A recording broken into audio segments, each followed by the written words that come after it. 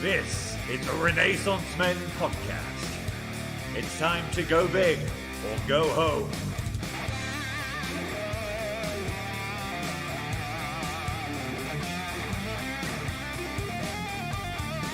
Now, here is your host, Stuart Garrett.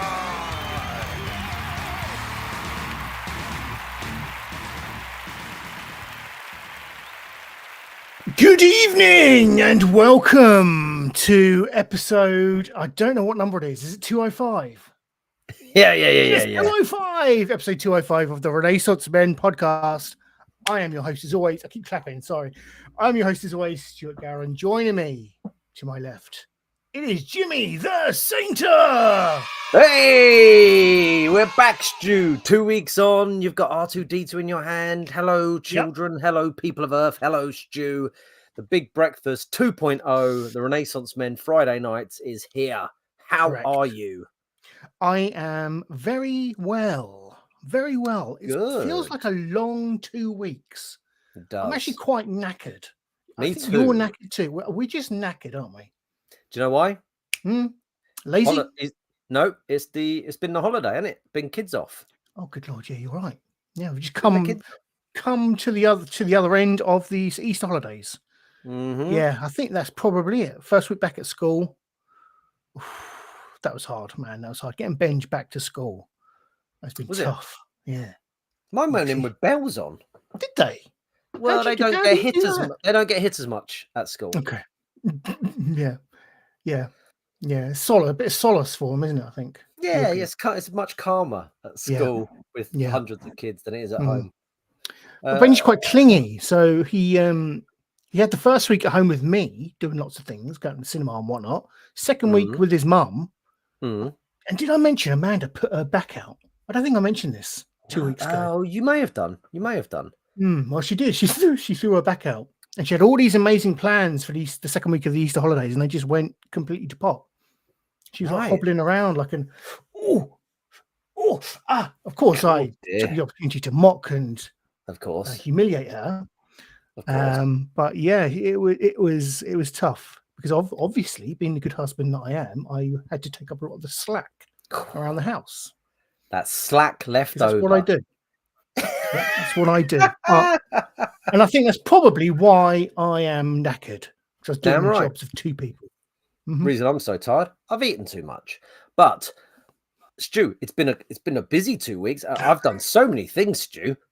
Yes, so many things. I went to the cinema twice.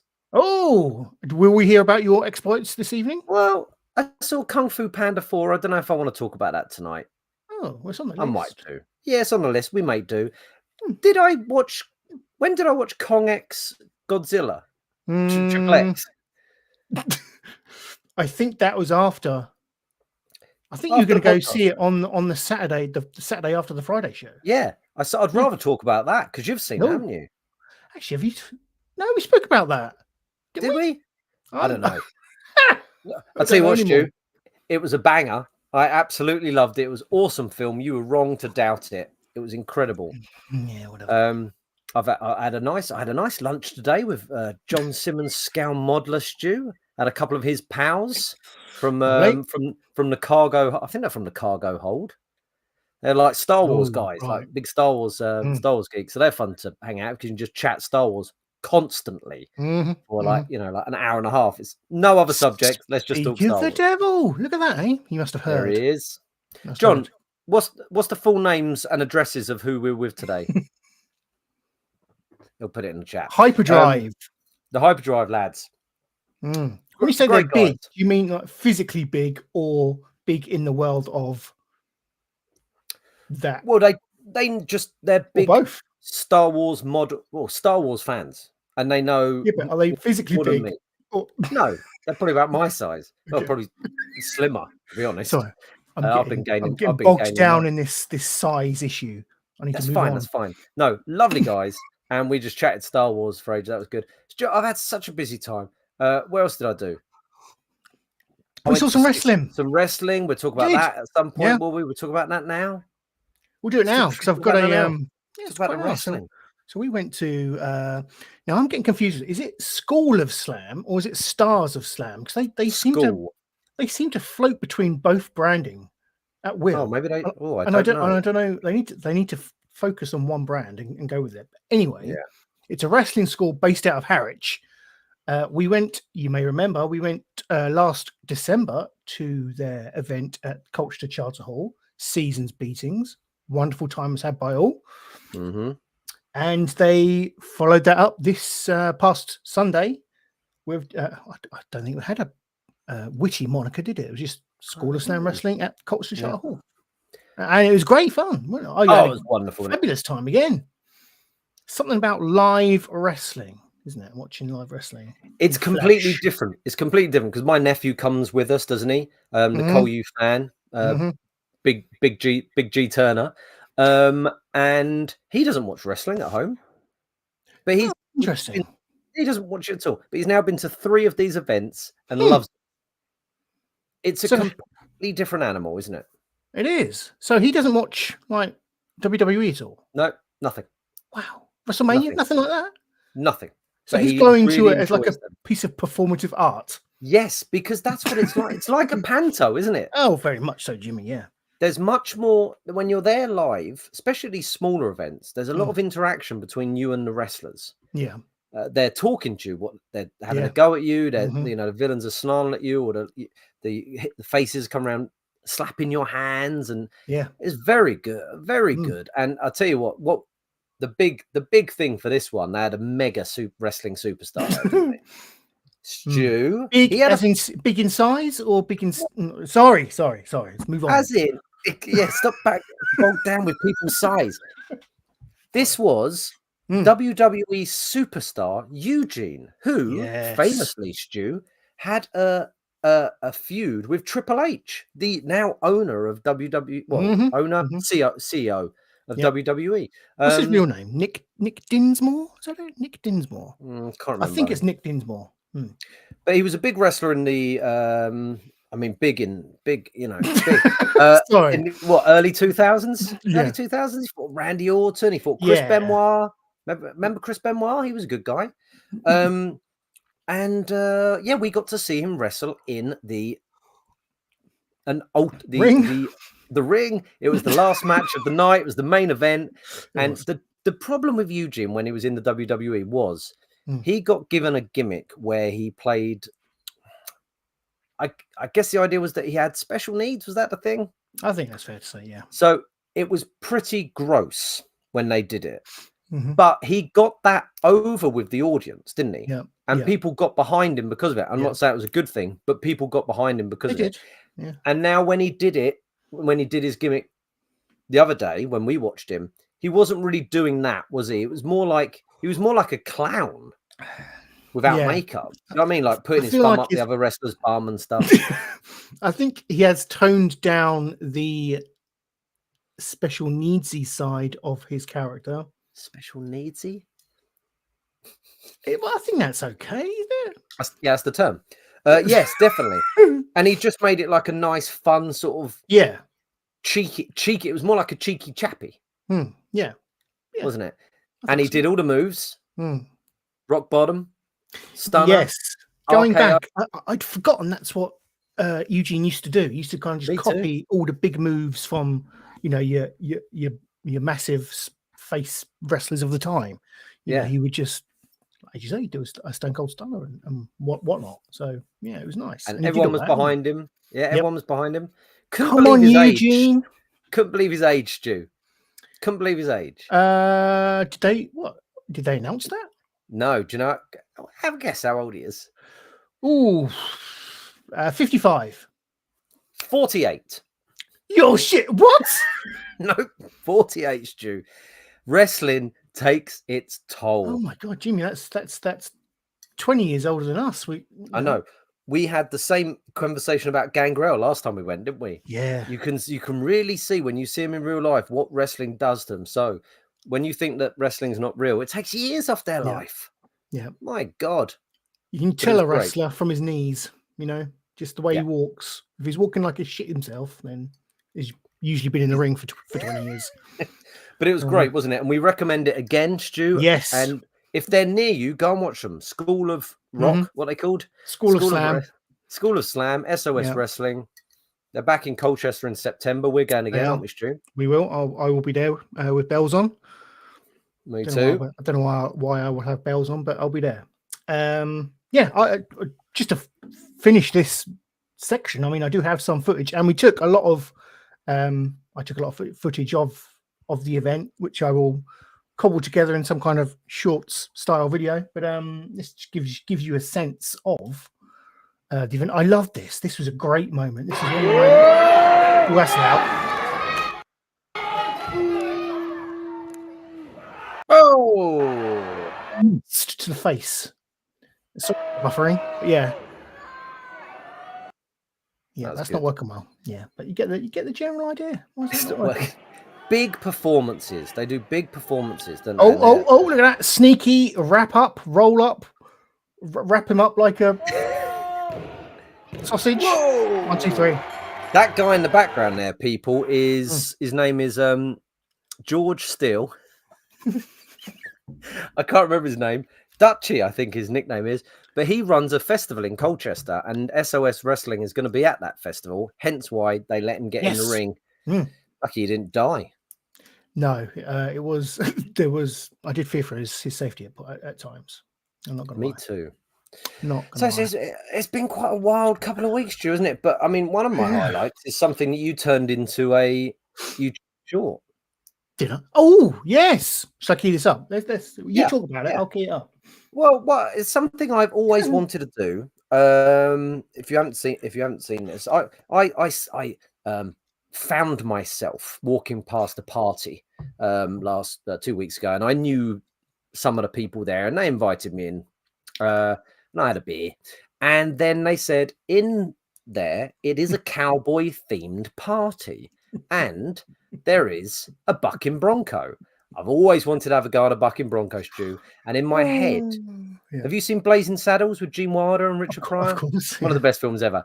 Gene Wilder gets on the bucking bronco, doesn't he? And he's incredible. And it's like, how is this guy so good? What's happening? And he's just really enjoying it. If you haven't seen Blazing Saddles, go and watch it. 5 out of 5 on our when we do rate stuff that we haven't rated anything for weeks. So I got on this bucking bronco thinking, do you know what? I can feel it. I'm gonna channel your inner Gene Wilder. And I got on the bucking bronco and I absolutely nailed it. Check this out. Well, bucking hell, let's see what happened when Jimmy rode that bucking bronco. I mean, there's no better way of introducing this. Let's have a look. There he is. And you've really got to get your grip. You've got to grip it really tight. Between the thighs. Get your arm up like a cat. There he goes. He's gone. Let's do that again. So you're gripping your thighs. Do you know what, Stu? I'll tell you the problem. They're plastic. So you've got soft jean on soft plastic cow. Yeah. Straight off. And Stu, I had 3 goes. That was my best sitting. Not enough friction now, I think. No friction. Yeah. If I was just in pants, English pants, tiny whities, I could have held on better. I could have gripped. Yeah, I think if it maybe, or you were naked, I think you would have, the friction on your inner thighs against the bucking bronco. Yeah. Would have, I would have stuck. You would have done. I think if I was just wearing chaps, no jeans, just the chaps. Yeah, ideal. Absolutely ideal. You would have looked the part, and you would have. There's our recommendation. If you ever go on a bucking bronco, chaps, nothing but. So the thing that I want to take from this anecdote is the fact that you just walked into someone's party. You should have invited yourself in. Did I invite myself? I sort of invited. Yeah, okay, I did invite myself, but I knew someone who was there, and they that's got me in. They got me in. That's fine. Someone's 30th. Happy birthday to Tony Green. I don't know.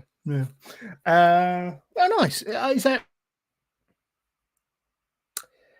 All you've done this week, and this past fortnight, sorry, I should say. I think you just froze other than there. that, the usuals. Oh yeah, work, the usual, whatever. work, constant, all of it. Mm-hmm. But Stu, I'll tell you what I'm really interested in. How's your walk to Mordor going? Oh, Jimmy T. Yes, thank you for reminding me. It's going very well, thank you. I'm getting out every opportunity. So on a Saturday morning, I will bench does football, I'd say in a venue, say, let's say 2 or 3 miles away, and I walk there. And Mandarin Benj get in the car, but I meet them there and I walk. So I'm kind of getting up whenever there's an opportunity for me to go out and walk to wherever we need to go, I'm walking. 2 or 3 miles is far. That's far, bruh. It might have been 2 miles. Yeah, not 3, 2. But that's going. Still quite good, isn't it? I think. Miles or kilometers, 1.5. Okay, so I'm 75% along the way. So bear in mind, I'm just traveling from Shire to the Prancing Pony at this stage. It's just stage where we 1 will meet. of the Grand Quest. So 75% of the way along. I've done 109.85 miles, meters, miles. Right, crikey. 35 to go, 35 miles to go. 35 miles to the Prancing Pony. Yeah. So my estimated end date is the 9th of May. So when is that? That's what? 20 days away? Yeah, 1, 2, 1. You're going to count? 2. Yes. 1, 2, 2, 1. Say 2.5 weeks away. Right. And we're still planning on making sure you finish that at a pub where I will be dressed like Aragorn and you'll come in on your knees with a shitty curly wig on. Yeah, with my shoes on my knees. Yeah, and we'll meet for a drink. Yeah. Got to do it. Don't disappoint. No, not at all. So yeah, there we go. I was trying to figure out or try to see like how many steps I've done, and I can't figure that out yet. But if I find that out during the show, I'll let you know. I think it's at least. I think the last time I tried to look at it, it was at least 80,000 steps so far. But that was a couple of weeks ago. So. Killing it. Ego Baggins is killing it. Stu, just before we move on, we do have to acknowledge the chat from John Simmons Scale Modeler. It was Parminder and Tony. That's who came down. One from Oxford, one from Somerset. Ooh. And they would come and we went to John's model room and checked out all his models. Amazing stuff. Asked me that 2 weeks ago, and I think I said no. Then yeah, still trying to sell it. Still trying to sell it. John, if you're interested what gun this is, he's asked as well. This is my Trump rally. I don't know what it is. It's a stage gun, fake. Glockenspiel. It could be a Glockenspiel. It could be a Glock. I use that when I'm feeling particularly let's welcome our honorary housebound viewer. That's Miss Phoenix. Wow, that's a... Didn't think I would make it. Someone's wheelchair got a flat tire. Yeah. Remember you said you thought she was housebound? Right. Okay. She's taking the piss. Yes. Yeah. I don't think. Unless Phoenix does actually have a wheelchair. Yeah. Or she was getting a lift from someone. On a wheelchair. So I'm just doing that because John Simmons Scale Model asked to see it. Oh, show me getting up close. And I'll. Again, this isn't a WhatsApp chat group, guys. Yeah. Sorry. Hey, Miss Phoenix. So I didn't say you were housebound. I was just... I can't remember. What was the context? The context was, Miss Phoenix, is she housebound? That was the context. I didn't say that. I was bigging you up, Miss Phoenix. I was saying how great she is and a good gamer and stuff. And I said, I can't believe she, checks in on us every Friday. And I made is she housebound? I'm taking the mic saying like, why would someone watch us? So I'm taking the mick out of us, really, aren't I? Yeah, that's what I'm doing, Stu. And anyone who is housebound out there, don't worry about it. No, feel free to tune in. Possibly a Browning. There we go. Could be a Browning. Let me just round up what the hell I've been doing this week. 2 things. Been to the wrestling, obviously, as we've established. I want to give a shout out to my lovely brother. Right? I sadly went to a family funeral this week, and I saw my brother for the first time, I think, since New Year's. He's lost 3 stone. Wow. He's lost 3 stones. I asked him if he was ill. He's not. He's well, thankfully. But yeah, he looks amazing. 3 He looks stone young. in 3 He looks months. younger than me, the bastard. See. But I said to him, look, you haven't got a wife and child, so you're going to look less All right, rub haggard it in. and stressed. Yeah, less haggard and stressed than I am. Yeah, well, mate. you haven't got a wife and child, so yeah. That's exactly how I said it. I broached the subject with him. But yeah, during the service. he looked fabulous, and it was lovely to see him, although under sad circumstances. But it's funny, isn't it? Well, not funny, but it's sad that the only time you see your extended family, as I said to you before the show, Jimmy, is at these types of events. More happy occasions to meet your family, don't you? Like weddings or christenings. Well, you just need someone to organise it. You just need someone to organise it, but no one does. The funeral forces the meeting, and then you have a nice time together. Unfortunately, in sad surroundings. It happens to me every time. I have a good old drink up with some of my uncles, and they're like, "We've got to go out on a, But nothing done. And I'm like, happens, yeah. Doesn't happen. Sad times. Unless you organise it. Indeed, but yeah, here's to my lovely brother. And whilst I'm talking about my brother, he's a mad Col U fan, as I am. Colchester United, almost safe, Jimmy, almost safe from relegation. Right, going out the Football League, mate. So I just wanted to mention. What league are you in? League 2. Right, League 2. So that's the bottom league of the English Football League. Go out of that. You're in the GM Vauxhall Conference, as it used to be called. When did you get into League 2? Oh God, like 6-7 years ago. Oh, so you haven't been up or anything in all this time? Oh no, not at all, mate. Yeah, right. But yeah, it's been a fraught a few months, to be honest. I've been holding it back. I've been kind of suppressing it and not bringing it to the show. But I feel like we need 1 point for safety. We've got 3 games to get it in, so hopefully, touch wood, fingers crossed, all that. So what, you just got to win 1 game out of the 3? No, just draw 1 of these 3 games, and that's it. And even if you lose the other 2? Yeah, that's fine. You're fine. It's interesting, because last time we spoke about the Colchester United, you was raving about the new coach-manager duo of brothers. Yes. The Rodriguez brothers or something. The Cowley brothers, yeah. What brothers? Rodriguez, who were coming in, and they were going to make the big difference and get you up to the Premier League. I didn't quite go that far, but I will say they have steadied the ship. We're not winning games, but we're losing a lot less, and that counts for quite a lot when you're at the bottom of fighting for your life in the bottom of the Football League. Yeah. So good stuff. We're now a harder team to beat, which is good.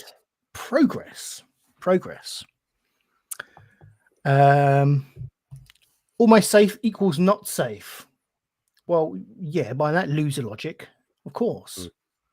That's the half glass empty stance, isn't it? Really, half glass empty. Half glass, yeah, half glass empty. Or the glass half empty. What's that? The half is glass empty. Yeah, I was just watching Catchphrase. I think that's what it is, because I'd love to see you on Catchphrase say the half is glass empty. Yeah, I'd get Stephen, what's his name, looking at the camera in disgust, wouldn't I? Mulhern. Yeah, I like Stephen Mulhern. Yeah, it's good. I don't think Goo plays for Col U, Jim. No, I didn't say he does. Glass empty half. Yeah, Miss Phoenix. See, we're back. Me and Miss Phoenix are back. She doesn't mind. Thinks you're housebound. No, you tried to break us, Stu. Miss Phoenix, he tried to break us because he knows we always, no way, you can't break this. Anyway, Jimmy, the same. Let's move on, shall we, with the show? Please. Let's tell people how they can support us. And there's a number of ways. Of course. Now let's get rid of that chat first. Bear with. Chat. No, shit. Get rid of that. No. Anyway, how can people support us? They can go to YouTube, as of course you're watching us here. Give us a like and subscribe and hit that notification bell. All that good stuff. Can we consider ourselves influencers? I don't know. Yes. Are we influencers? Bad influencers. Yeah, bad influence. So give us a like, subscribe, and all that good stuff. Or you can head over to kofi.com/RenaissanceCast and you can give us £3. give us £3 English, and we will reinvest that into the show under the guise of buying us a coffee. So you can do that. That's kofi.com/RenaissanceCast.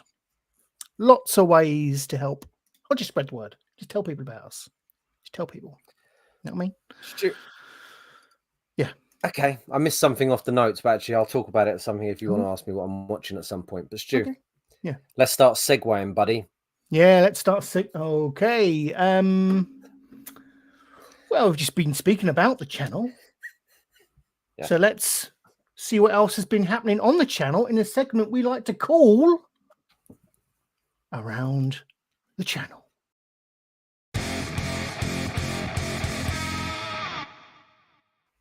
Not bad segue.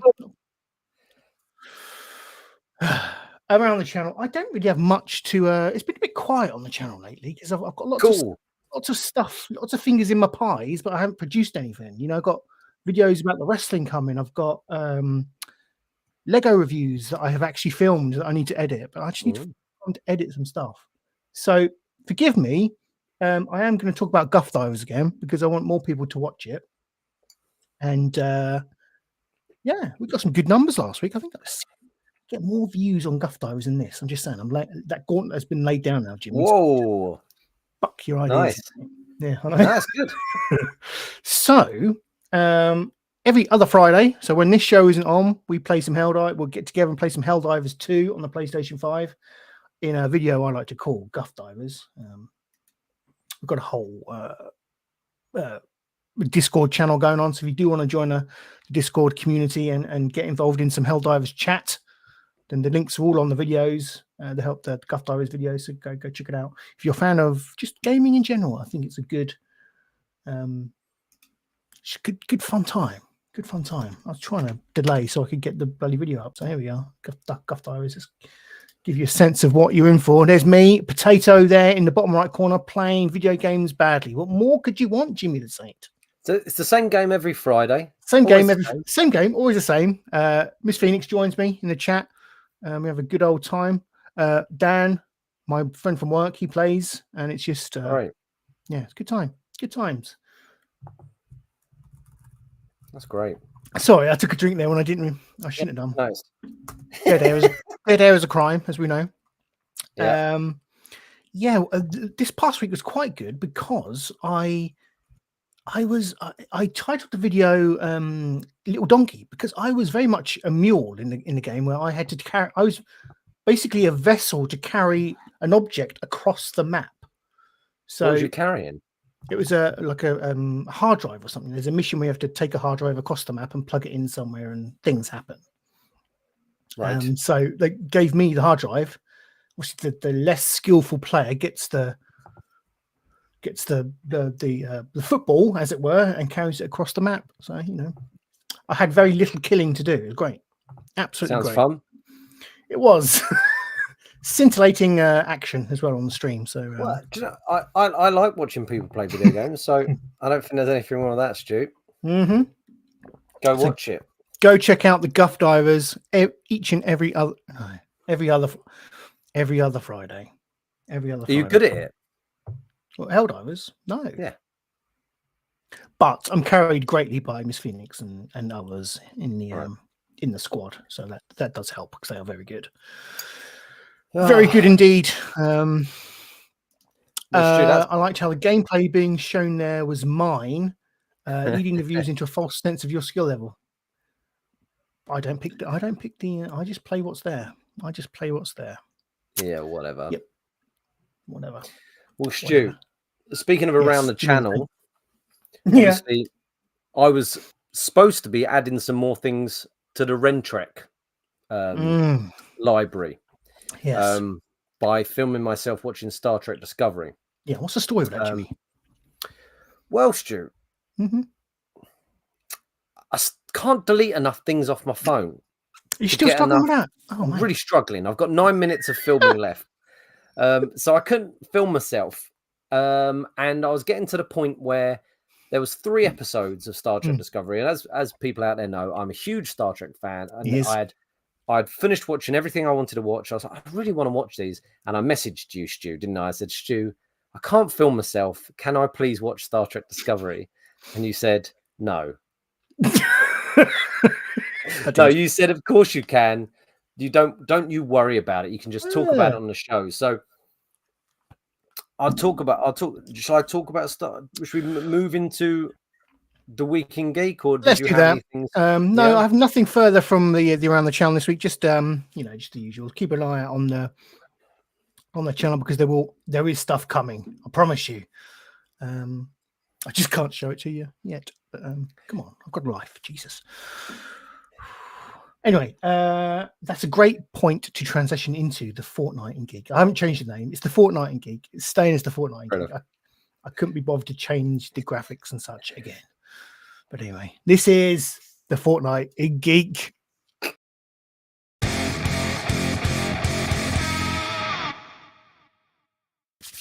Yeah, it's the Fortnite in Geek. So, Jimmy. Yes. About Star Trek, then, my friend. Well, Star Trek Discovery, as people know who have listened to me rant about Star Trek Discovery, Series 1, I enjoyed. Even though it wasn't really Star Trek, it was a good fun show. It was a good fun season. And then it fell off a cliff, Series 2, Series 3, and it just consistently got worse. Yeah. It's been cancelled. Series 5 is here. The finale, right? They've cancelled it. They've gone, right, we're going to finish it. And I've gone, do you know what? Maybe they'll pull out the stops. The trailer looked really rubbish. Do you remember when we watched the trailer one time? It was like, that's really dull. Yeah. Is it dull? Yeah. Sufficiently dull. Yeah. Look, just people holding hands and cuddling and putting their heads together and looking mopey and emotional. And as for that woman, Jesus Christ. Which one? Let me go back. Who? The redhead. Ensign. I don't know if she's an ensign. She might be something else now. Tilly. She's so annoying. So annoying. It kills me. Like in Series 1, she was a fun, like, do you remember Willow in Buffy? Yeah. She was like Willow in Buffy, that sort of like chirpy, not very confident, but clearly she was, stronger inside. She was like that, and you rooted for her. And then she's just got smarmy and smug and mouthy. Mouthy, Stu. This is supposed to be... Giving it all that. It's just not Star Trek. Now, it started with the first episode, and they introduced the villains who are boring, but they introduced this guy who you just saw his hands, who was a data android. Ooh. They went to see this buyer of stuff, these two new villains, her and him. Buyer of stuff. Buyer of shit, They're like, oh yeah, this is a guy who buys your shit, go and see him. And he looked very much like Brent Spiner, like a young Brent Spiner. They made him look like Data. His name was Fred, which is a bit shit. How very Star Trek.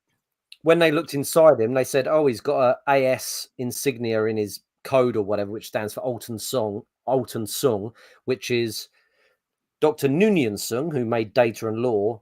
Yeah. Dr. Noonien Sung's son, who we didn't hear about until Star Trek Picard, and he was called Alton Sung. So he created this droid, and you're like, oh, that's cool. And he came in it, and he was decent at playing the part, like, of this type of android. And I was a bit excited. Ooh. And then they killed him. Oh. Within 5 minutes, they killed him. Like, oh, the first character I've been interested in quite some seasons, and you've killed him. And then they ended that first series going, oh, this book that you've found, Captain Michael Burnham, is a really important book, because what it has, it's got clues leading to the technology of what they called now the protagoners or something. I can't remember, but it was an episode of Next Generation where Cardassians, Romulans, humans, and Klingons were all on a mission to find something, and they found like this hologram of a prostragoner. Can't remember what they're called, an alien. But the alien basically says, "Oh, hello, I'm an alien, and my people went to all of your planets when life was but nothing, and seeded your planets. Hence why all of you look a bit similar." Yeah. So it was Star Trek's way of saying, look, this is why everyone looks like humans, but with shit on their head. It's because it was one alien or one group of aliens that had gone to all of these things. So in Discovery, they said, oh, look, this will lead us. And they showed the Prostragana, or whatever they're called. And it showed Captain, and they went, this person was there, Captain Jean-Luc Picard. And it's like a still from the episode. Mm-hmm. A shot from the episode in the, is what they're watching. And you're like, don't just use a shot from the episode, because I know that shot. Like, you haven't got the DVDs. Anyway, I was slightly invested because they was linking it to Next Gen, and we had a data type character, and I was like, okay. But then second episode, boring. Third episode, they introduced a new captain as well. This older captain, I can't remember what sort of species it is, but he's got ears like a fish. Not the fish have ears. And gills. He was really like gung ho, and he was quite old, and he had a white little beard, and he got reprimanded. And old Michael Captain Burnham has brought him on as her number one, and he's like older than her, been around. He's more war grizzled captain, and she's brought him on as number one, and he's quite a bastard, and you quite like him because she's going, what your task is to do is get to know the crew. And he's like, well, there's a mission we've got to get on with. Those two people have got that thing. They're going after that technology that we're supposed to be going after. I'll be better off helping you. No, I'm going to take care of that. I want you to get to know the crew. And he's like, so he's in a room like on working away, and that bitch Tilly comes in. I believe the captain said you got to know the crew, and he's like, I'm really busy doing work. And she's like, well, they're going to come in, okay? And permission to speak freely, but blah blah blah blah blah. And then at the end of her talking, he goes, I didn't give you permission. Like, well, and he goes, I'll give them all 20 I'll give them 20 words each. Ooh. So they start coming in one by one, and they're going, well, I used to, and they're giving him his light. He's going, yeah, that's your 20 words, go. And then and then he's just slamming them down, and you're like, yes, this is what a captain should be like. There's no time for feelings when you're on a mission. You don't need to get to know them. But by the end of that episode, Tilly, that woman, battered him down like he was bad, like he needs to be nicer and stuff. And he was, and they sort of like hinted, like, maybe I should be nicer. And you're, oh no, you don't get anywhere in war by being nice. Correct. I know this through Helldivers. You've got to be cutthroat. And it's not called Star Wars for no reason. Star Trek. It's unbelievable. It's all about their emotions and feelings, and they're cuddling again and getting married. And I'm just like, oh, Jesus Christ, get this done. Get this done. So I'm glad I didn't film. Oh, maybe I should have filmed myself. Might have been quite funny, me getting annoyed. Yeah. I do think you reacting to bad Star Trek would put bums on seats. I think. I think so. It's just a shame. It's just a shame. It's using up valuable Star Trek money to make pants. And the actors they're good actors. It's not their fault. It's the script and the story, and it's just so over emotional. And I mean, it started off, this is ridiculous. It started off with, they've turned Michael Burnham into a fucking superhero. Like, it starts off with her on top of a ship that in a spacesuit that's going fucking warp speed, and she's in its warp bubble, and she's like, whoa, yeah. And you're like, gee, imagine any of the other captains on top of that ship, like Janeway, getting all excited that she's going, what, she should be focused on the mission. She's also stuck to a ship going warp speed. But you see how she got there, where she was on the ship, she got blown out of a hole, and a spacesuit just appeared around her like she was Iron Man. And then she flew, and then phasers appear in their hands now. You're going, how does that technology work? It just appears, and I haven't explained it. Yeah, what is that? What is it, Stu? It sounds like they're just saying, oh, what the hell? We're being cancelled. Let's just make shit up. Let's throw shit on the wall. Star Trek shit on the wall and see what sticks. It's mad, because Star Trek was famous for having like people from NASA work on Star Trek, where they'd come up with ways of, look, how would this be feasible? How would this based in current day science? Yes. Whereas this is just insanity. And it admittedly is set 900 years after Picard, but it's still you don't even see them get them. They've just suddenly got these phasers that appear in their hands, and they don't press anything. So what? They must have something in their head that they go gun. Yep, it's like Elon magic. Musk's doing it. Musk is doing it. Well, if it said Musk gun on the side or a musket, I'd like that. Very good, very good. Thanks. Musket. But Stu, it's so decent first episode, second and third, absolute tosh.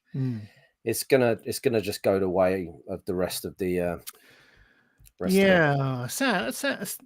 Sad. First up, Miss Phoenix is. I don't know if she's just subscribed to Paramount Plus through your description of that show, and she's desperate to watch it. But I did read that Sony Pictures are interested in buying Paramount.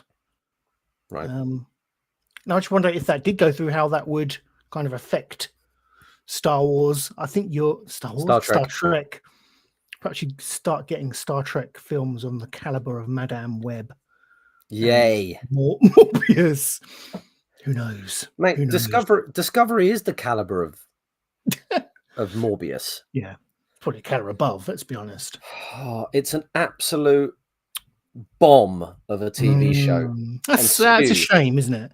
Yeah, but Stu, talking of bombs, I've watched another show this week, and I know you started watching it. Do you want to talk? Oh, yes, I do. Let's just, before we go on to that, let's just say hello to Neil J. Welcome, Neil. Give you a salute. Hello, sir. Lovely to have you, sir. I hope you've had a lovely week. Yes, bombs, nuclear fallout. Fallout, the TV show. There's the segue. Well, Stu, it's the first show in a while where.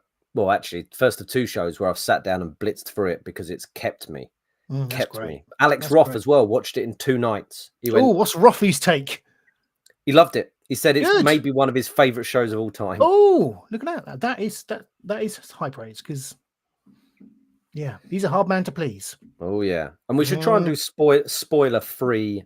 Please do. So I have only seen the first 2 episodes because it has been one of those weeks where I just haven't got around to watching it all. But I do want to watch it all because it has been so enjoyable. Tell us about the first 2 episodes, Stu. Because that's not going to spoil anything, and that might bring people in to watch it if they haven't seen it. Yes. Well, let me just, before I do that, let me just pay my council tax. Let me just key up some footage for us all. Oh. And let's get that on screen. So this is Fallout, which is on Amazon Prime. Jinx. Thank you for Lord Doolan, cool new layout. You'll notice the sex doll at the bottom center of the screen. That wasn't intentional. AI created that. It must just know. And Trump at the top, of course. Fallout. It's on Amazon Prime. It's been dumped. The whole series has been dumped on there, and it's been renewed for a season 2. I read today, so that's great. Oh, has it? Brilliant. It has. So this is a TV show imagining of the video game series Fallout, which has been around for quite some time. I didn't realize how long, but a long time. I don't know how long. Like, I'm going to say late 90s, maybe a bit earlier than that. I don't know. But the graphics look bad enough to be late 90s when I saw the first Fallout. My history of Fallout, I'm not a massive Fallout video game fan. I've dabbled, but certainly not it's not a game that appeals to me, because it's very narrative RPG heavy, and it I don't know, just that type of game I struggle these days to sink my teeth into, time and whatnot. But regardless, this is a TV show based on that universe. It follows very much the same premise, in that you have obviously nuclear fallout has happened.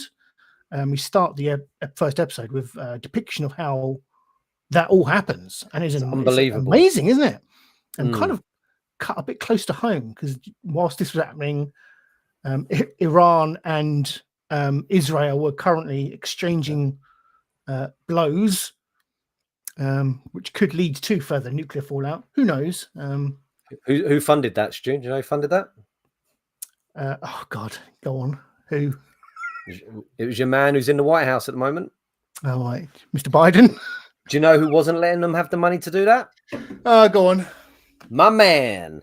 Here The man at the top of the screen wasn't letting them have that money, Stu. 80 billion, wasn't letting them have it. Said, you cannot have it. As soon as Biden goes in, he goes, no, you can have it, man. I'm so you can have it. I'm so and sorry. what do they do? They build bombs and stuff and start killing each other. I'm so sorry. Anyway, go back to Fallout. Sorry. So the opening depicts, a mass nuclear war. I'm assuming, we see bombs going off all over the states. It's very impressive to look at, wasn't it? Oh, it was incredible, and the acting as well was brilliant. And you've got the opening with Walton Goggins, who I think should get some sort of award. What awards do they give for TV? Emmys or whatever? Golden Globes, something like that, isn't it? Globes, anything. He's incredible in this. Walton Goggins. He's the ghoul, isn't he? Is he the ghoul? Well, he's the guy at the start. Yeah. The ghoul. Yeah. Like the same guy. Melted, deformed. Yeah, that guy. Yeah. I don't know where I'm going with this. So nuclear fallout happens. We kind of transition to this, the Fort Dwellers. So from my understanding... Dude, we've got another trailer on. Sorry, do you want to get rid of that? Oh, yeah. We don't want to watch the best upcoming trailers. No. Thank you, Jimmy. Jimmy, run with it. I'm struggling. Oh, okay. So there's there's the bombs go off, and then it cuts 200 years. Cuts 200 years in the future, and we find out that humans are living in what's called vaults, and it's all very quaint down in the vaults, isn't it? Yeah. Very quaint and smiley and happy. And then there's a turn of events in the vaults, which leads to like a massacre. Which, all right, well, you don't have to say that. I just said, give it spoilers. Which leads to our protagonist, Lucy, who is absolutely brilliant, having to leave the vault and fend for herself up in the world, which is just factions of people. There's like sort of religious people who have big metal armored suits called, what are they called? The Brotherhood of Steel, baby. Brotherhood of Steel. You've got ghouls, which are, you find out what, they're sort of zombie mutant people. You've got people that eat people. You've got mutant creatures, and it's it's about Lucy. You've got three characters. You've got Lucy, who's trying to recover something. I don't want to go into what it is. You've got the ghoul, who's trying to recover something. Well, I don't want to give too much away. It's such a good show. And played you've got by Ella Purnell, by the way. Ella Purnell, wonderful. Purnell. And then you've got Maximus. Who plays Maximus? Maximus is Aaron Moten. Who is his name Maximus or is Moten? Yeah, he is Maximus, isn't he? Because he has two different names because of his armor and his character. But he is one of the Brotherhood of Steel, and it's about those. They're the three main characters, and them trying to recover something. And it's got a 50s aesthetic, even though it's not set in the 50s. It's a very unusual aesthetic. The music is all sort of from the 50s as well, isn't it? It's got like I can't tell you any of the singers, but it's all music that you'd recognize from like the past.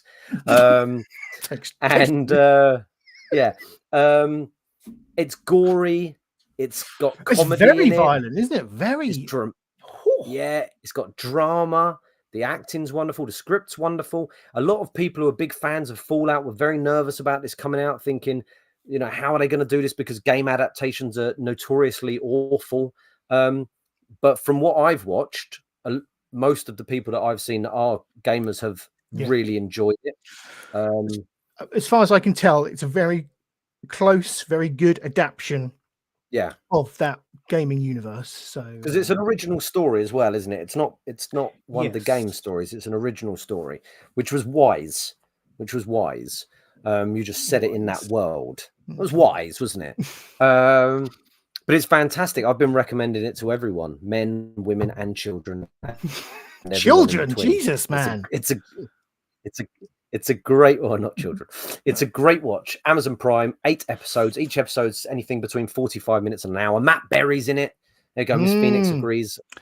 Yeah, it's such a good watch. So it gets the Phoenix thumb up. Now Stu's done 2 episodes, so I don't want to give anything away because I'm there's enjoying it. plenty of It's very twists. good. There's Very good plenty at- of twists. It's done a great job of kind of setting that world up, isn't it? You know, the world that people know of with the Fallout games. It's like I just said, it's very got a close retelling of that world, and it's a fantastic. I don't think you need to be a fan of the games to get drawn in by it. Like I said, I'm not a fan of the games, and I've been completely drawn in by the aesthetic, just the music, I mean, it's clearly had a lot of money spent on it. The effects are great. Acting's great. Cast is great. Yeah, a real surprise, a pleasant surprise, because this could have gone the way of, I don't know, one of the many rubbish video game adaptations Resident Evil or exactly. Yeah. So Mortal Kombat. So far, so good from me. I'm glad you're giving me vibes that it does kind of maintain that quality going forward. 100%. All the way through. Excellent. Long episodes though, aren't they? Those first 2 episodes are really long, like almost feature film length. Yeah, I like that. If you can do 8 hours of interesting story and good script and not filler episodes, because I mean, mate, I can't think now of any filler. You know, everything in there seemed to have a purpose and drive stories forward, and you had interesting characters with where you wanted to know where they've come from and where they're going to end up. And I think this is a big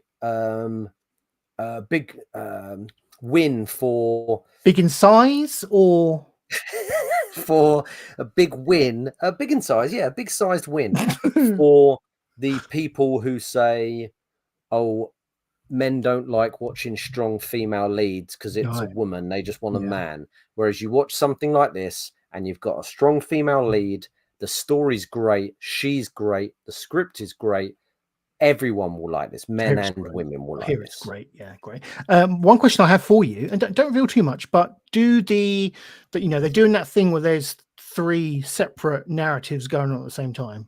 Yeah. Do they interject? Do they kind of come together at any point going forward? Oh yeah. Yeah. Okay. Yeah. Episode. Cool. I think in the next episode that you're watching, I think it comes together quite quick. Yeah. Okay. Cool. Yeah. That's good. That's good.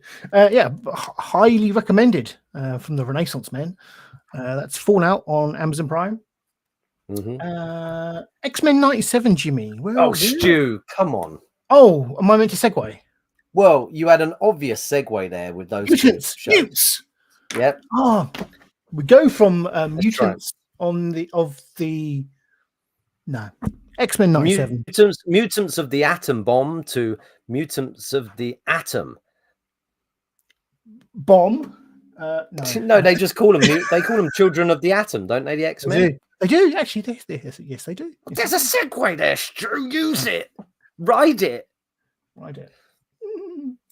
X-Men 97, and again, I'm behind on this.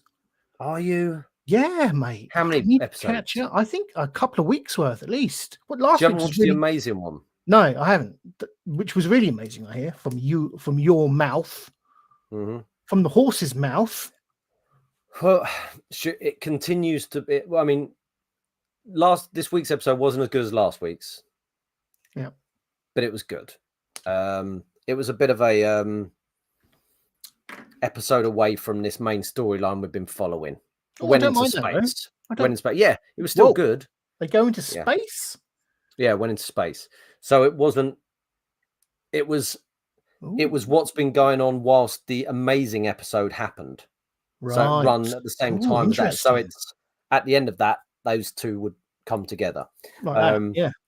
But I'll tell you, it's been great. It's obviously for people who enjoyed that X-Men cartoon as kids and they're now grown-ups. I was saying that to someone at work this week. The very same thing. You know, it's very much aimed at someone who grew up with that TV show in the 90s and is now a 30-year-old man or woman. Yes. And I'll tell you, my main reason for thinking that, Stu, is one of the characters, I don't want to say who, is talking about the X-Men and says, oh, the X-Men, they're supposed to be I can't remember the whole quote, but it's like they're supposed to be having fun, going dancing, making love. And you're like, what? Making love? Daddy, what does that mean? Exactly. That's why it's for us, Stu, and not the kids. Mm-hmm. But it's great. Get on with those 2 episodes, Stu. Catch up.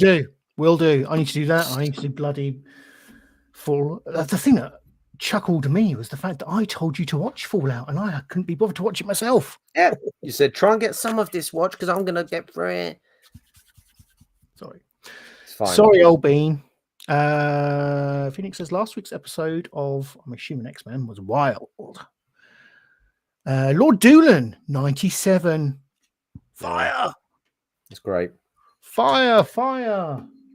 X-Men 97 and yeah, just having a look at our stuff. Oh well, no. Okay, so the X-Men are superheroes, aren't they? Yeah, that have returned. More superheroes that have returned for their second season.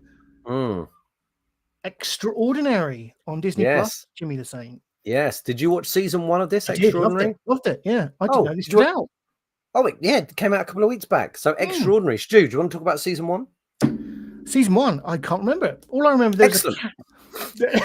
No. So it was about set in this universe where people gain powers at a certain age, right? They come of age and they all get a superpower. And Extraordinary was all about the tale of this girl, again, I forget her name, who hadn't yet received her power yet. Yeah. And she was still waiting for that power to come. She was way past the age, wasn't she? Because I think you get it at like 18, and I think she's in her mid-20s. Yes. Very funny girl. Very funny. Actor. It was a very funny show. And there was a guy in it who had been turned into a cat. Is that right? Correct. No, he turns into a cat.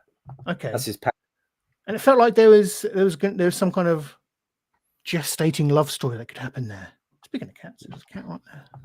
Yeah, looks like that. The main actress is called Mariad Tyers. She plays Jen. Licking her ass. Mariad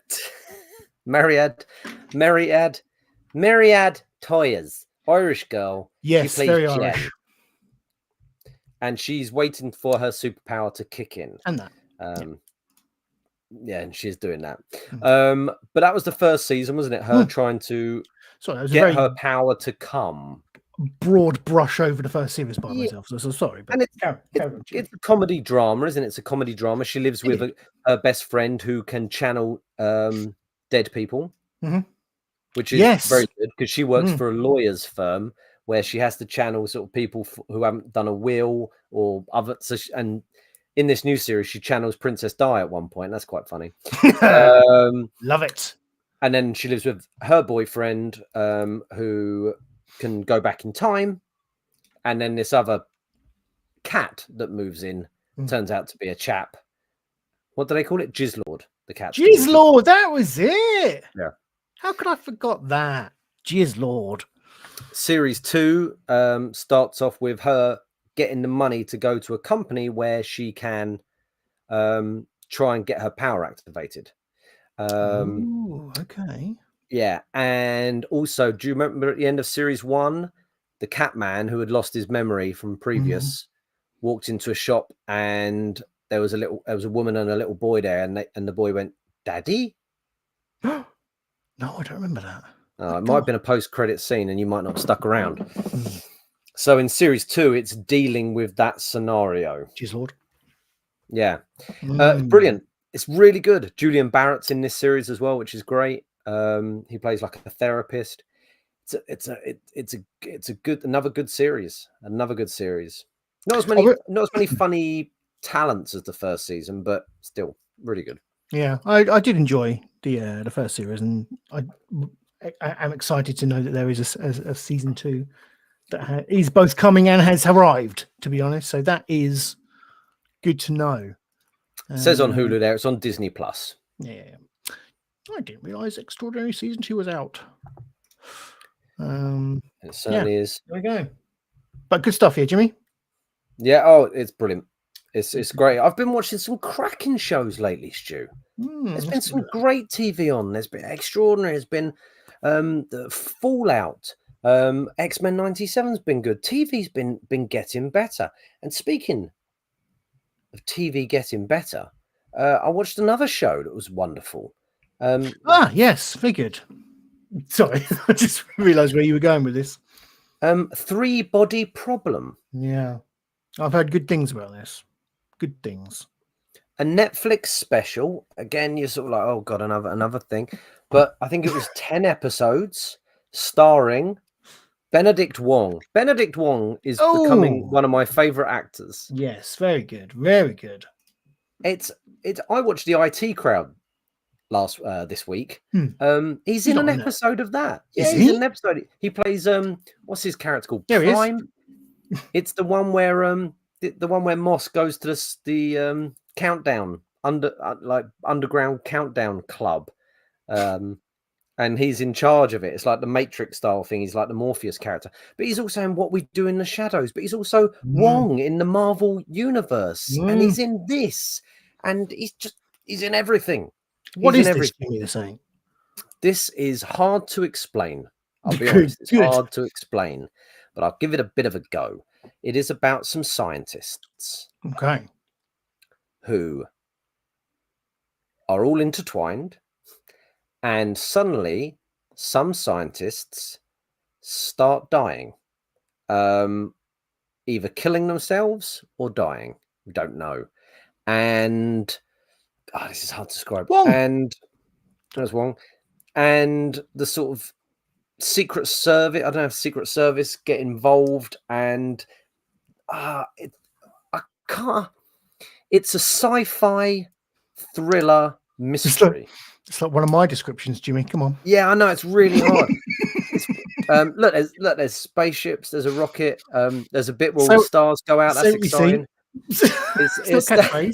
It starts in China back in the past. There she is again. As an aeroplane. It's really hard to describe, to be honest. I don't want to really give anything away. Sci-fi. That was Three Body Problem. Thriller. Sorry, Jimmy. Look, they go into a video game at one bit. Look, check it out. Honestly, check it out. It's really, look. There's money spent on it. I hear a lot of people saying they don't really know what is going on until they get quite deep into it, like, deep into the episode, whatever it is. It doesn't make itself immediately apparent what it's about. No, not at all. Sounds like I don't want to go anywhere near this show. If it's not going to overtly tell me what it's about, I don't. No, it does. Have the time to figure things out like that. It does. It does tell you what's going on. You don't have to work it out. It does explain stuff, and I mean, Benedict Wong is brilliant in it. You've also got Liam Cunningham in it, who was in Game of Thrones. He plays he's the Northern Irish guy in Game of Thrones. You've got Jess Hong in it. Who else is great in it? Jonathan Pryce is in it. Do you remember Jonathan Pryce? I do. Yeah. Jonathan He's Pryce. in Game of Thrones as well, of course. And John Bradley, who's in Game of Thrones, who plays Sam. Do you remember Sam? Yes. Jon Snow's mate. Yeah. The big fella. He's in it. He's a scientist. Yeah, the big fella. And comedians keep popping up in it, which is really weird. Like two of the League of Gentlemen are in it. One of Cardinal Burns is in it. But it's great. I don't. It does take a little bit of time to work out what's going on, but that's enough. The mysteries are good enough to keep you intrigued. Is something going on in space? Is it something to do with the Chinese? Is it, I don't know, the government? Who knows? Check it out. Three Body Problem on Netflix. Yeah. Miss Phoenix says, well, I feel like we've gone full circle back to catchphrase. Yeah. Yeah, I'm really sorry. That was like Mr. Chips doing his like wanking motion. Oh, do you remember that? That was a classic. Yeah, classic. Mr. Chips. Mr. Chips, you dirty dog. Duden says good cast. Yeah. Yeah, it's great. It's great. Check it out, Stu. And speaking of I feel like we're tying ourselves down with segues. No.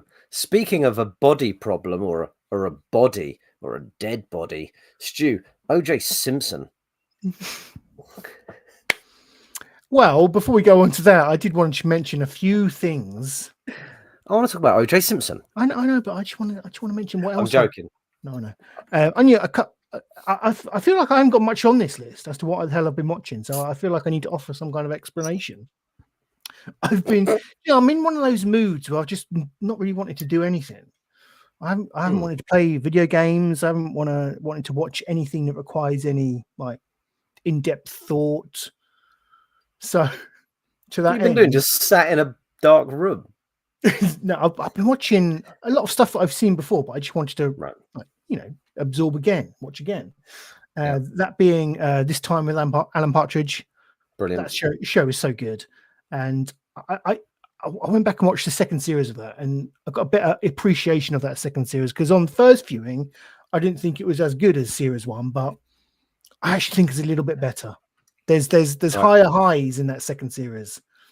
Maybe not as consistently funny as the first series, but the highs, the highs are really high, really funny. Come on, Magic. Any particular high you want to mention? I love a lot of the callbacks to mid-morning matters. When they get, when Alan's doing like the SAS training, or he brings in I forget her name, but the woman that appears on Mid-Morning Matters, like doing the book club and stuff, to do like the wine tasting, almost like a Julie Goulding type character, where they'll she does drink as well. She does wine tasting. She does, doesn't she? Yeah. Yes. So yeah, when it's calling back to a lot of that stuff, that's what it's at its best for me. It's when she makes a cocktail using eggs. Yeah. He goes, "Is that raw eggs?" He slaps it away, doesn't he? He goes, "Don't do that. It's got raw eggs." Come on, people. If you're gonna be safe, be egg safe. And he gets pissed. He's trying to open the cocktail shaker. Yeah. And then he pours it away. Yeah. That is good. And just like the grander story that kind of goes on, whether it's Alan getting pissed off at Jenny getting paid more than him, just the friction that's kind of building between him and Jenny and Sam, Jenny's fiance, who they then split up and stuff. I just love that show, love it, and it's just been nice just to kind of reconnect with that and enjoy it again through fresh eyes, if you like. So that's been good. What else have I been watching? There was something else I wanted to mention. Can't remember. I've realized like lately that because I've gone back and watched a lot of shows that I've been watching before, like In-Betweeners, the IT Crowd, and all these things. Schitt's Creek, I started watching that again. And I think when you watch them for a second time, you already like the characters so much that you can connect with it immediately. The first time you're going, okay, this is that character. Okay, and you warm to certain character stuff like that. When you go back for the second viewing, you already love them, so you can enjoy it in a whole new way and just appreciate it from the start, rather than getting to know the characters. You already know them. You see things that you may have missed on that first viewing, little gags or little comedic moments. Oh God, he hasn't. Oh God, here he comes. Hey Benj, it's that time of the night. You all right, mate? You're looking for the okay, just came for the tablet. That's good. Love you. See ya. Bye. Off out down the pub. Yep. Short shrift. Lovely. But that's good. Sometimes you got to do that, Stu. You got to rewatch stuff. Yeah, just relax. Yeah, exactly. Just I wanted stuff to just wash over me and enjoy. Yeah. Well, let's talk about the news that Jimmy alluded to earlier. No. I'm not going to say this is sad news. Segue it. Since our last show, O.J. Simpson, famous murderer, Juice. Yeah, he was acquitted. If the glove don't fit, you must acquit. Indeed. Well, I've got an interesting story here because he died since our last show. O.J. Simpson is dead, and I believe they have gone through his will. Okay. Interesting. Yes. Let me just get the story up and I'll present it to you. And the upshot of this is OJ's been screwed one final time after his death, in that because the families of his victims are going to be paid from the from his estate. Yeah. Right. Okay. Yeah. In his will, but that's in his will. The families of O.J. Simpson's murdered ex-wife and her friend will be paid from his estate, the executor of his will has suggested. The former NFL star and Hollywood actor died aged 76 of cancer on the 10th of April, but he was cleared of murdering his ex-wife and her friend in what was dubbed the trial of the century in 1995. However, Simpson was found liable for the deaths of Nicole Brown and Ronald Goldman in a civil lawsuit in 1997. He was ordered to pay $33.5 million in damages, but he declared bankruptcy shortly after. What a bastard. What a bastard. But the executor of his will has suggested that Ms. Brown and Mr. Goldman's families will be paid from his estate. If there's anything left over after claimants and creditors are paid, that is to be divided among OJ's remaining or his surviving 4 children in equal shares. So, yeah. All right. He's 4 children. Ah! Good. Screw you, OJ. Good. There's a rumor he's got a 5th child, isn't it? You know that? No, I didn't know. That it's one of the Kardashians is his daughter. Right. Okay. It's the one that's built like a brick shithouse. Do you know the one? What's the name? OJ. I think she's called Jojo. She's called Jojo. No. Okay. There's one that's like that. Like she's fucking tough. And she bring up the picture of the Kardashians and see if you can guess which one is. Yeah, of course. But because did you watch the dramatization? Dramatization. Yeah, really I talked about it on the show a long time ago. Yeah, the one David with Schwimmer. Yes, and Cuba Gooding Jr. Yeah, and Sarah Paulson, who is absolutely amazing. That was her name is Sarah Paulson. Yeah, that was brilliant. And Schwimmer played Mr. Kardashian. What's his name? Jeff Kardashian, who's the dad of all these kids, apparently. But there's rumors that the one I think they've skinnied her down. Type in OJ's daughter Kardashians, and you'll get the. Okay. You'll get her because you're thinking, yeah. If you type in OJ's daughter. Yeah, they're all like 5'5", and I think she's 6'8" or something, and she's got shoulders like an Olympic swimmer. They're saying Khloe Kardashian. That's it. Potentially. Yeah. Because they were all very good friends, weren't they? And yeah, the rumor is that he was boffing what's her name? Ghislaine. What's her name? Ghislaine Maxwell, the Kardashian mum. Yeah, thingy Jenner. Is it Jenner? Caitlyn Jenner. No, no. Well, was it? Oh God, this is minefield, isn't it? She's had work done. Yeah, that is. Scroll down, see if they've got an older picture of her. No, maybe the pictures. Anyway, like that's the mother, isn't it? No, that's the mother. Yeah, but there's older pictures where. There you go. There she is. Yeah, she looks just like him in that one. I know, but that's the rumor, Stu. If yeah, it's a terrible picture you found there. What? I know. You're googling. Your googling is awful. It is. Really, no, I would agree with that. Well, I'm looking. I mean, none of these pictures she looks like.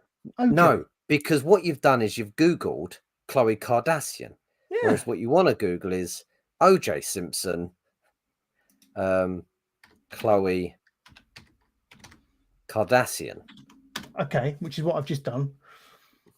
But that one's a bit better there, the one in the middle. That one? Yeah, that one. Similar. Yeah. Similar face shape. Let's get close up of this. Let's go deep into this. Nope, that's the same one. Forget it, Stu. He's dead now. It doesn't matter. We're never going to find out. Never going to know.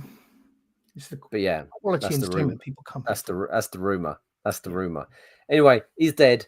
Gone. He's dead. The best murderer has gone. He got away with it. Where was he tried? Was it California? I remember Norm Macdonald was on Saturday Night Live at the time doing the weekend update, like the news, and it started with him, and it was after the trial, after he'd been let off, and he said, "Breaking news: murder is now legal in California." Very good. That's why Norm got sacked from Saturday Night Live, because he kept doing OJ jokes, and I think the producers were mates with OJ, and they went, "Can you stop doing that?" He's like, "Yeah," and he just carried on doing it, and they fired him. There you go. I don't really want to segue. No, into let's not. No, let's not. Let's leave that off. Okay. Let's leave that off. Yeah, I know you're on it. Okay. But speaking of horrific murders, come on, help me out, Stu. Horrific murders from the past, or speaking of stabbing people in the back. Yeah. Yes. Did he stab him in the back? He stabbed him loads. Are we going with that? Yeah. And what are you going on to? Okay. I don't know. Do the segue. Well, speaking of stabbing people in the back, the traitors, the celebrity traitors. That was good. I didn't know that's where you were going. Yep. Yeah. Celebrity traitors. So, what is this? Is your story, Jimmy? So, what is? Have they announced Didn't read it. Who's going to be on? Don't know, Stu. I just put it in the news. No, I just put it in the news for you. Oh, okay. No, I like this. Welcome. Hello, Puzzled Peanut. Puzzled Peanut. Hello. I know you like news. I know you like the traitors. I know you like celebrities. I know you like gossip. I love all that. So I'll put this in for you, Stu. The Traitors celebrity version, rumored cast as spin-off launches in 2025. Self-confessed fans of the Traitors on this channel. Of course, we had Diane's. Let me figure out. Son-in-law. Diane's son-in-law on the show. Sam Swainsbury. Go check out that episode. That was a cracker in our guest episodes playlist. Famous actor Sam Swainsbury. That's not just Diane's son-in-law. No. Famous actor Sam Swainsbury. So we love a bit of the Traitors, and this is already tweaking my interest. Let's find out who's rumored to be in Celebrity Traitors. The Traitor celebrity version. And what's this from? This is from Microsoft Start. You love a story from Microsoft Start, don't you, Jimmy? No, it's from the Metro, man. Oh, so it is. Beg your pardon, Jimmy. Beg your pardon. The Traitor celebrity version is said to be landing on our screens in 2025, and we could not be more excited.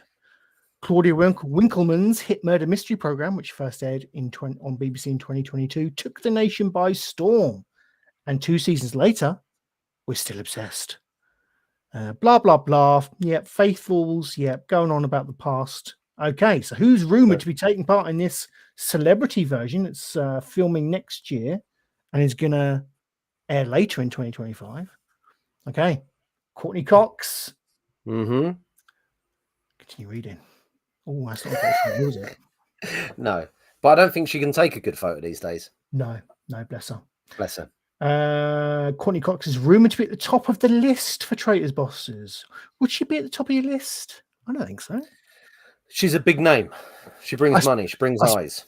I suppose it depends who's at the bottom of this list, really, to see how that ranking. Gary Glitter. who's up next?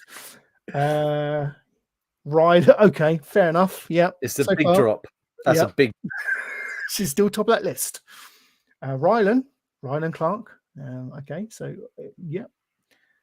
How do we describe Rylan? Like, just he's a presenter, I suppose, isn't he? Yeah. He was on the X Factor. He was, yeah. Former X Factor contestant turned TV presenter. Yeah, he just that's a good job. He won the people's hearts, and people put him on TV. Princess Diana. Yeah, I like him. Kathy Burke, that would be good. Oh yeah, that's a good, isn't it? She should be the top. Yeah, she should. She'd be effing and a blinding her way through, wouldn't she? Oh God, they'd have to bleep it. They'd have to bleep it like mad.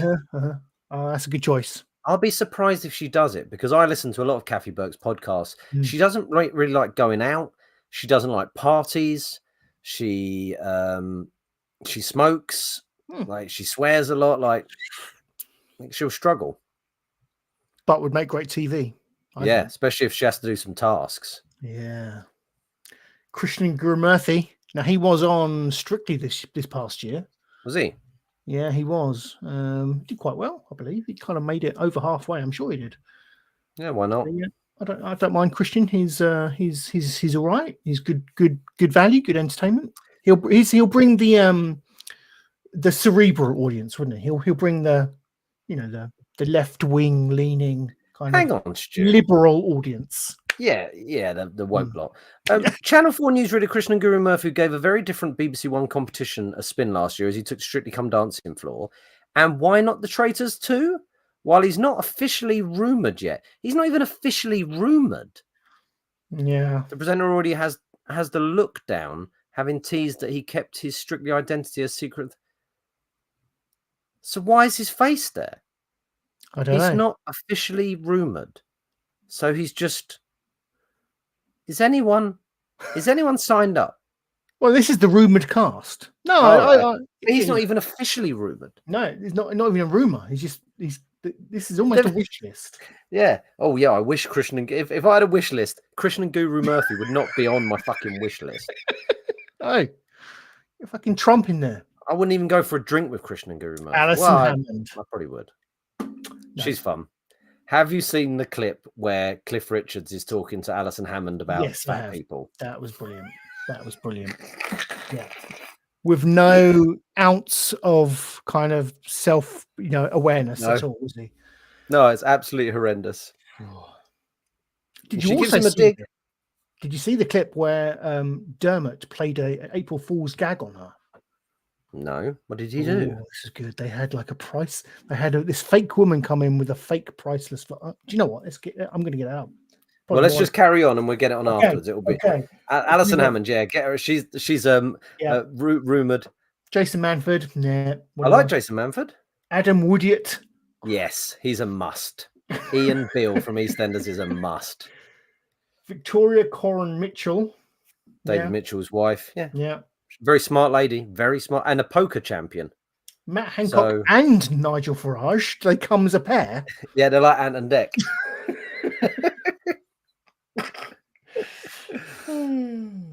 There he is. Yeah. Colleen Rooney and Rebecca Vardy again, like Ant and Dec. They hate each other. Do they? They do, don't they? Yeah. Yeah. Weird, isn't it? Yeah, this is a strange article to bring to the show, Jimmy, but there we go. No. A very appropriate article because you love traitors and you love celebrities. And as far as I'm aware, Courtney Cox is very highly rumoured to be in the show. Right, let's find this Alison Hammond April Fool's gag. April. Do you like Alison Hammond? Yeah, she's all right. She does a good job. She's like Rylan in that respect, a safe pair of hands. Yeah, no talent, but likable. Yeah, like us. Like us. Yeah. There we go. We've got it. I've got it. I found it. Alison Hammond. Where did she come from again? Big Brother. She was on Big Brother, wasn't she? Yeah. Regular Big Brother. Yeah. Regular Big Brother. I think her crown and glory was breaking a table by standing on it. Yeah. Do you remember King of the Minger, who stuck the champagne bottle up her? I do. No, she was left absolutely stunned during last night's Antique Roadshow after discovering the real value of her beautiful voice. Yeah, check this out. She paid £1.50 for a car boot sale. She couldn't believe her luck when she found out it's now actually worth £30,000. She joins us now with her new prized possession. Also going to be crossing to Dan Hatfield, our antiques expert, who is in Texas and Austin right now. You can see what's going to happen. Yeah. I'm excited though. Jan, where do we start with? I'm nervous, first of all. The fact that it's there. It is there. I'm going to stay back here. I do not want to break this fast. You have to. So tell us a little bit about the provenance of this and how you got it and how it came into your... Well, it was just... I mean, my daughter just bought a new. I'm going to fast forward because it's. And I just a bit modern for her. And but they had to build up the gag, didn't they? Yeah. So they had to make it realistic. You couldn't just. And it's actually not his usual. Yeah. Completely. How can you tell? What are the sort of the telltale signs for you, Dan? Don't get too. Alison Hammond looks great. Well, if you turn the vase over, Pierre Mondron always would sign his art with PM at the bottom. No way I could get back. So they're selling it really well, aren't they? Yeah. But unfortunately, They dragged it out. Brilliant. Well, thanks, Dan. The thing is out. Brilliant. Damn, mate. God. Oh my God, I'm so... Are you actually joking, Dave? I'm so sorry. I'll pay for it. I promise I'll pay for it. I'll pay for it. So Dermot was in on it, as was this lady. I'm actually going to get upset. I'm so sorry. She is hamming it up a bit, to be honest. Well, no, yeah, but she... I know. I'm so sorry. I'll pay for it. I'm so sorry, everybody. I mean, I've only got one thing to say, which is April Fools! There we go. Yeah. I would have let it go on a bit longer, to be honest. Yeah. Are you actually joking? Yeah, I would have. Good. Yeah, I would have let it make it feel worse. Yeah, it was decent enough. It was decent enough to bring to the show, Stu. Thanks. I'm glad. Do you know what, Stu? I would have made it more expensive because Dermot shits £30,000. Yeah. I would have put it up to like 250 or 250 or something. Yeah. Where were we? Speaking of. I've got nothing. I've got nothing. You got no. You got no. No, I'm thinking. No, nothing. Let's segue into.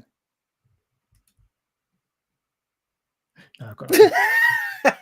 We've got no what? We've got no more stuff to talk about. No, we do. Jimmy, another one of your news stories. Yeah. Fire breaks out at the Shining Hotel. Yeah, well, I thought this was interesting. You know, you have like movies where like sets are supposed to be haunted and things like that. Yeah, it didn't do it on my laptop. No, it didn't do it on my laptop. It's my ad blocker. It's fine. Let me just pause it. Yeah, well, yeah, these things happen sometimes on film sets, and certain things are supposed to be haunted.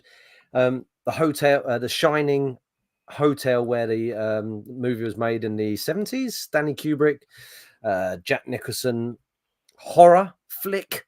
Amazing. My favorite, probably it's up there with my favorite horror films of all time. Really? Based on the book by Stephen King. Yes. Which is that's gonna help us with that segue in a minute, Stu. Based on the book by Stephen King, there was a fire at the hotel. Stu, how much damage did it do? Well, let's find out, Jimmy the Saint. So this is the Timberline, the Timberline Lodge. Justin Timberline. I like him. Yeah. So I assume it says in here how much damage. I don't know. But there it is, Stu. Look. What's wrong? Well, let's go through the story. Let's go through it. An inferno, towering inferno, has broken out inside of the historic Timberline Cottage in Oregon late on Thursday. The hotel and ski resort, made famous in 1980, is the setting for horror classic The Shining. 4 different fire departments were called to the scene in the community of government camp. Huh? Yeah. Stu, so this is a hotel and a ski lodge. Would you stay at the hotel where they filmed The Shining? I think I would, because it's very picturesque. It's very iconic, and I like the idea of being kind of staying at like this part of cinema history. I wonder if they kept the carpet, because the carpet is very iconic, isn't it? I'd go around on a little trike. Yeah, a little trike. Dressed built for someone as in dungarees. Yeah, the whole shebang. Yeah, Red Rob. Wonderful conspiracy theories about the Shining movie, isn't it? That there's clues to the fact that Stanley Kubrick filmed the moon landing. Yes, you know about all of them. Like the fact that the kid's wearing a little rocket Apollo. He's wearing like Apollo something jumper and all of that shit. Yeah, big old fire there, though. Phoenix suggesting it's an insurance job does have that ring about it. Jimmy, are you suggesting to me you don't believe in you look like the man who would believe that we haven't been to the moon? I'll be honest with you. No, we've been to the moon. We've been to the moon. But did we go to the moon when we said we went to the moon? I do believe that, yes. Okay. That surprises me. You do believe that. Do you not believe it? Of course I do, but someone like yourself. What? An idiot. What do you mean? I'm joking. A flat earther. Yeah. One of those. Well, I'll tell you, Stu, something interesting. Yes. Go on. Oh, I had something interesting. It's gone. No, the moon landing. There's some guys I watch on YouTube called the Corridor Crew who watch good and bad CGI from movies, and they looked at all of the moon landing videos and talked through why they would be impossible to film on sound stages and things. Now, unless those guys were paid off, I believe them. But here's the thing. They have been paid off before, because they debunked the video of Andrew Garfield in the Spider-Man movie. And they must have been paid off because he was actually in it. They said it was a deep fake that someone had released. You know, there was a released bit of footage of Garfield on a blue screen set. Yeah. And they debunked that, saying, no, it's not. It's easy to do. It's someone's put this together. But that was real. So they could have been paid off. So maybe the moon landings aren't real. Why have we not been about there, Stu? Don't know. I do. Too expensive. Why is Tarot Destroyer re-quoting chat? That's very weird. We're talking about The Shining, and he's going on. He's speaking if it's John Simmons as if they are Miss Phoenix. Oh my God! Very weird. That's a very spooky picture. It is the Tarot Destroyer. Welcome. Well, thanks for the view. Please stop scaring us. Yeah, like and subscribe. But there was a fire. Did they put the fire out, Stu? Oh, that's fine. Do we really care? Yes, I'm assuming it's not still ablaze. Blah blah blah. Yeah. During the blaze, firefighters successfully contained the blaze in the roof in the attic. That's all we need to know. Anyone die? No, it's all good. They saved it, but I wouldn't want to stay there, Stu. Yeah. I would not want to say that. Speaking of Stephen King, yes, let's transition to another Stephen King property, The Running Man. Mm-hmm. Jimmy was saying, are they going to be remaking The Running Man? So I hear, and I'm not impressed. No, because The Running Man with Arnold Schwarzenegger is one of my favorite films of all time. As a child, as a 7-year-old child, I loved watching Arnold Schwarzenegger cut a man in half in his ghoulies with a chainsaw. And afterwards, someone saying, "Where's Buzzsaw?" And Arnie going, "He had to split." Wonderful. Wonderful stuff. Cinema. Such a good film, Running Man. Mm-hmm. Yeah. But I open the story and I see that Edgar Wright is rumored to be breathing new life into The Running Man. Edgar, I think that's safe hands, Jimmy was saying. Well, maybe it's more interesting than a generic awful director. I mean, it talks here about how they remade Total Recall, another one of Arnie's famous properties, an awesome Arnie movie, but that was directed by Paul Verhoeven, who is a wonderful director. I think he did RoboCop and stuff, didn't he? Like, really good director, good at doing tongue-in-cheek action movies, you know. And I don't even know who directed Len Wiseman. Who's that? Who cares? He directed that Total Recall thing. So Edgar Wright is a notoriously interesting director. He takes risks. And what he said in his article was The Running Man, the book by Stephen King, actually wasn't really realized in the Running Man movie. And he remembers watching the Running Man movie of Arnie going, this isn't really the Running Man from Steve. You'd never think that's based on a Stephen King novel, would you? No. You had to split, you know. Sub-Zero, now Plane Zero, you know. But it's a great film. And I don't know why you'd remake it. Why bother? Well, that's the thing with like remakes of well-loved properties. It doesn't. The original that you love and admire and cherish doesn't go anywhere. Doesn't go anywhere, Jimmy. No, that's true. You know, this is just. It's going to be for a different audience. It's not going to be for you, for the lovers of. Well, it might be, but I doubt it will be for lovers of the original film. Give it a chance. Give love a chance, Jimmy. I will watch it. Of course, I'll watch it. But I just think. Again, it's another money spent on a reboot. Where's the original ideas, Stu? Well, even Fallout, which was great, is still a video game. Like, and I think the thing with Running Man is the fact that it's that type of film has been done so many times. You know, they mention Hunger Games in the article. You've got like, I don't know, Battle Royale and stuff like that. It's a very well-worn genre of sorts, isn't it? You know, that kind of story of, you know, one person versus running a gauntlet, if you like. Yeah. But yeah, I'd be interested to see what Edgar Wright can do with it, particularly if he's a fan of the novel itself.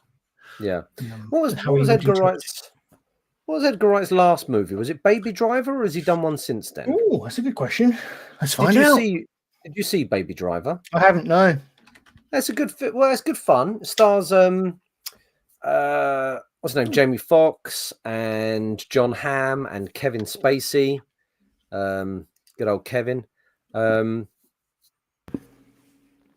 Let's find out. Last Night in Soho. Right, yeah. Yeah.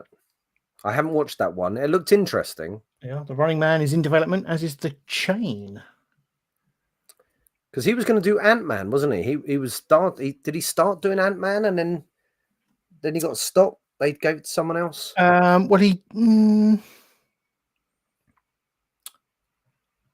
think Ant-Man is very different. What we know as the Ant-Man film is very different to what his vision was. I don't know if does he have a directing credit on it or not? I don't know. Or is it? No, I don't think so. Or is it? He has a writing credit. For it. So who directed Ant-Man then? We're getting into the weeds here, aren't we? But I like it. I'll get into it. Yeah. Peyton Reed. Okay. The basketball player. Yeah. Edgar Wright is I liked some of his stuff. Obviously, Shaun of the Dead, Hot Fuzz, World's End, the Cornetto trilogy are great fun movies. Scott Pilgrim versus the World. I did enjoy that. But Arnie properties, I just think you stay away from anything Arnie did. He's a one-off.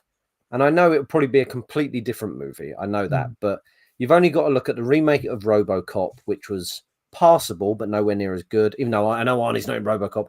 The remake of Total Recall, the reboot of Predator, you know, the new Conan, you know, they've remade Conan the Barbarian. Conan O'Brien. Yeah.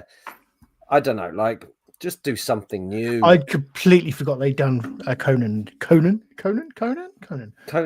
forgot they did that. Colin the Barbarian. And it stars, it's Momoa, isn't it? Conan? I believe it is. Jason Momoa. Yeah, Momoa. It's crap. Momoa. Crap. No one wanted it or needed it. I watched it. I think I saw it at the cinema. But yeah, I mean, Stephen King novel. I mean, maybe the novel is so different to the film, it will be unrecognizable from the Running Man film that we got. Yeah.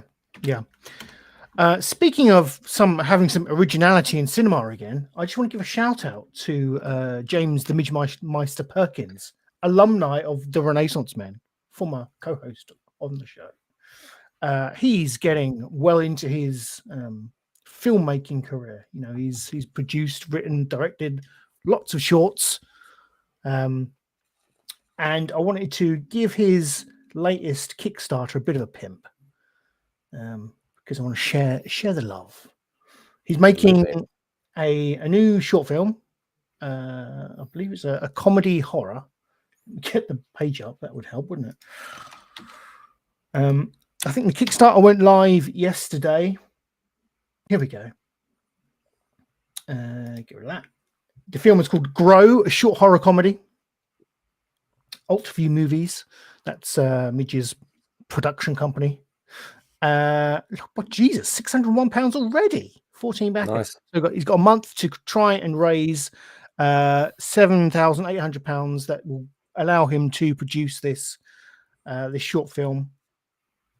If you do want to go and back it, chuck him a few quid, then please go and go check that out. He's a good old boy. He's one of the Renaissance Men originals. So if you can help the brother out, then please just go over to to that Kickstarter and donate if you can. How many films? Jimmy, sorry. How many films has he made now? Ooh, I don't know. Is this a trailer? Quite a few. Yes, sure. It's fairly Hi, long. my name is Sabrina, and I'm the writer and director of Grey, a comedy horror that combines witty humor and slapstick comedy with a terrifying monster. Our protagonist, Simon, is a film critic and a film snob who is well-meaning, though a little bit clueless when it comes to children. Who the fuck are you? What did you get in here? And so for his nephew's birthday, he buys these toys from a dodgy-looking shop in Chinatown that's supposedly expanding water. Though what Simon doesn't realise is that each of these figurines contains a mythical creature waiting to be free. Oh my God! Get out!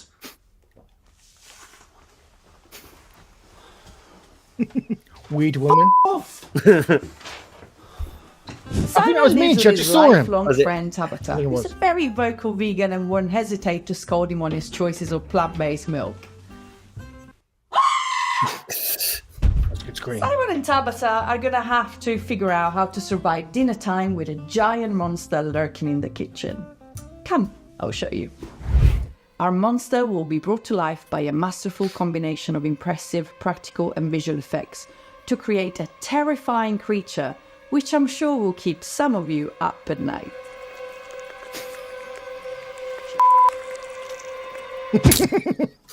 Nice.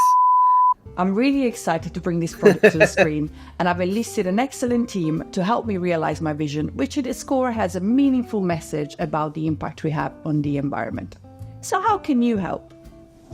You know this stuff isn't free, right? We have to pay for it, like cast, crew, location. The producer, you know he gets paid? I didn't know. It's true. I believe with your help we can do this project justice, and each pledge is going to help support the community of filmmakers that's supporting me. Oh my fucking God! Right, that's it. I'm calling the police. What the fuck? Help! Help!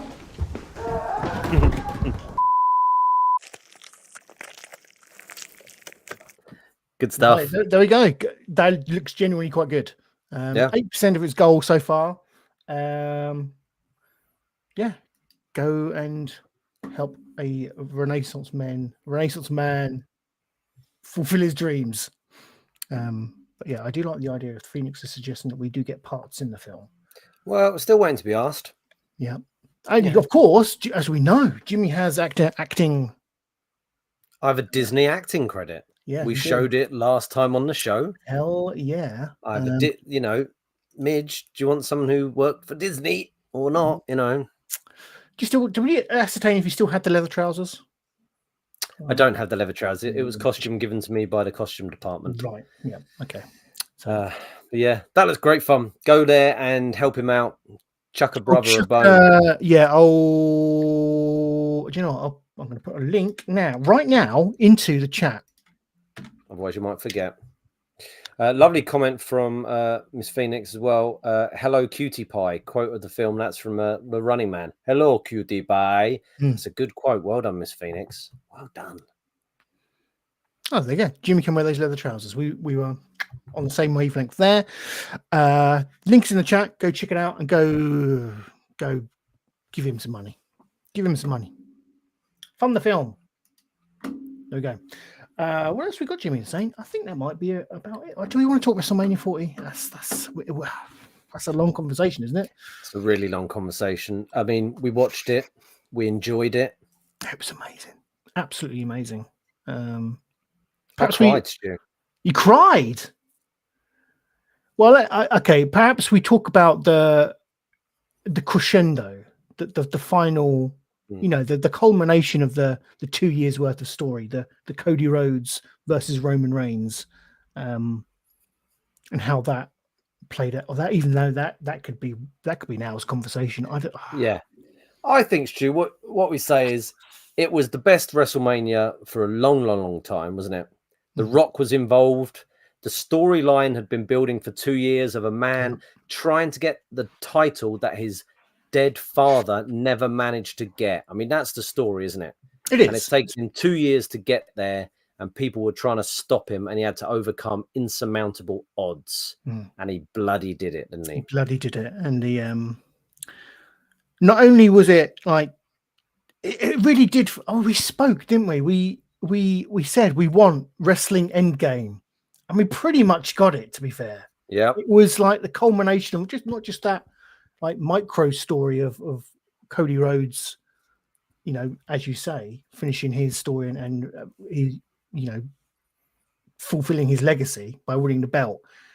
It was like loads of little other micro stories, like The Rock coming back and then having the Undertaker and John Cena against The Rock, and like all these little, you know, these stories that these guys have had in the past kind of just coming together at this moment. It felt like everything culmination to this singular point where all these storylines kind of tied together from like the past 20 years. It was, it was quite incredible. And we could have got more. They could have thrown in more. Rikishi could have been in more. Stone Cold was a bigger mission for me, but it is what it is. Well, apparently that was his spot, what the Undertaker took. Okay, yeah. That was the spot for Stone Cold. But he couldn't, I don't think he wanted to do it for some reason. But Rikishi, we didn't get the hologram of Dusty Rhodes that we wanted. Cody Rhodes' dad. Holograms. No, I didn't get Vince McMahon turning up, which was no.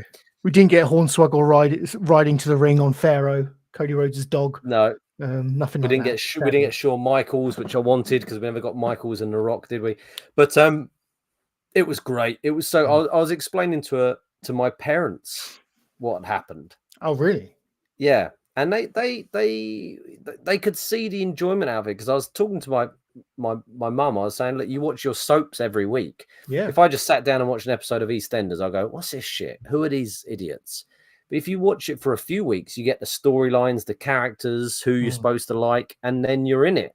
And it's the same with wrestling. If you just sit down and watch a wrestling match, one episode, you'll probably go, I'm not sure.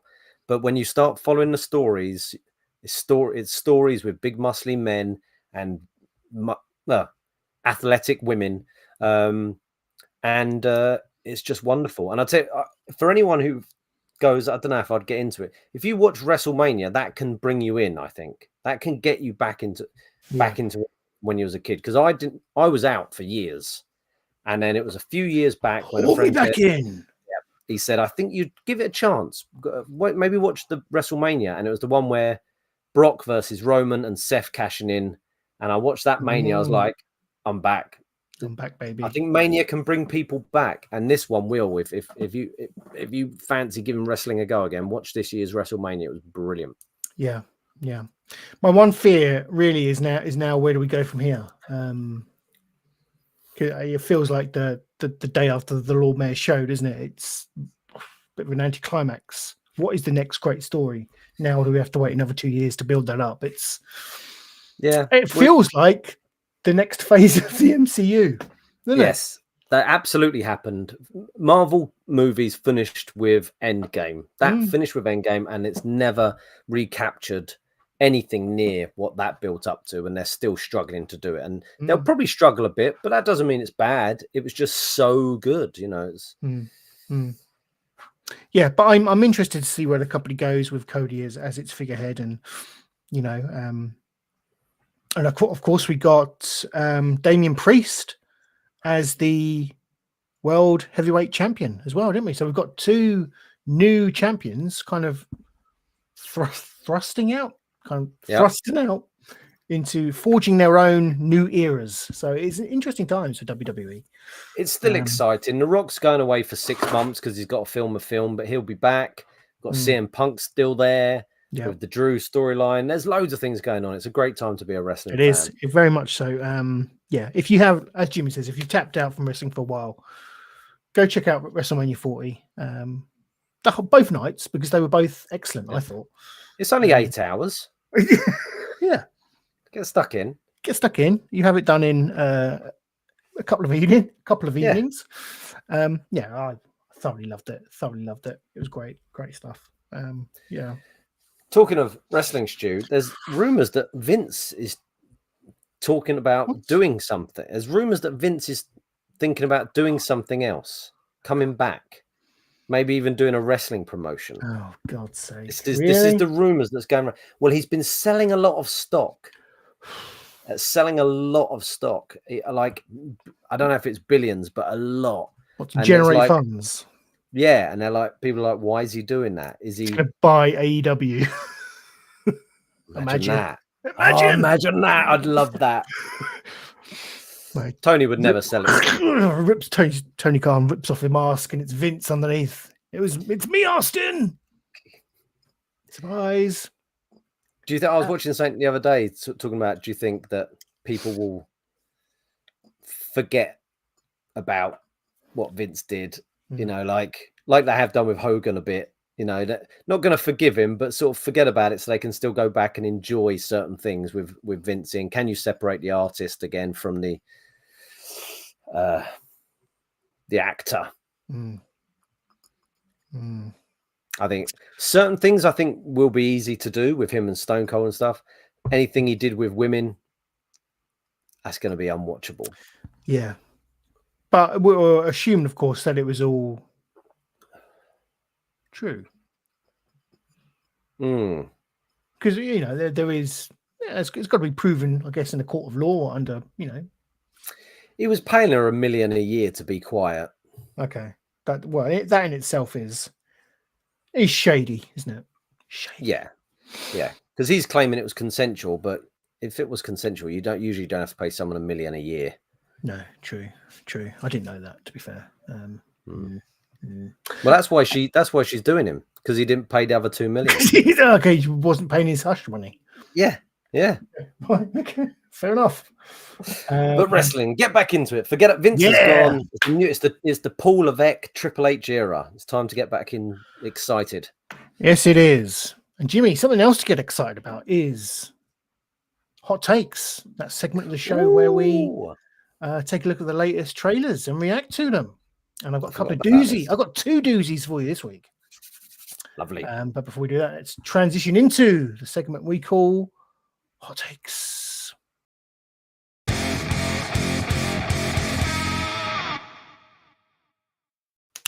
Hot Takes. Here we go.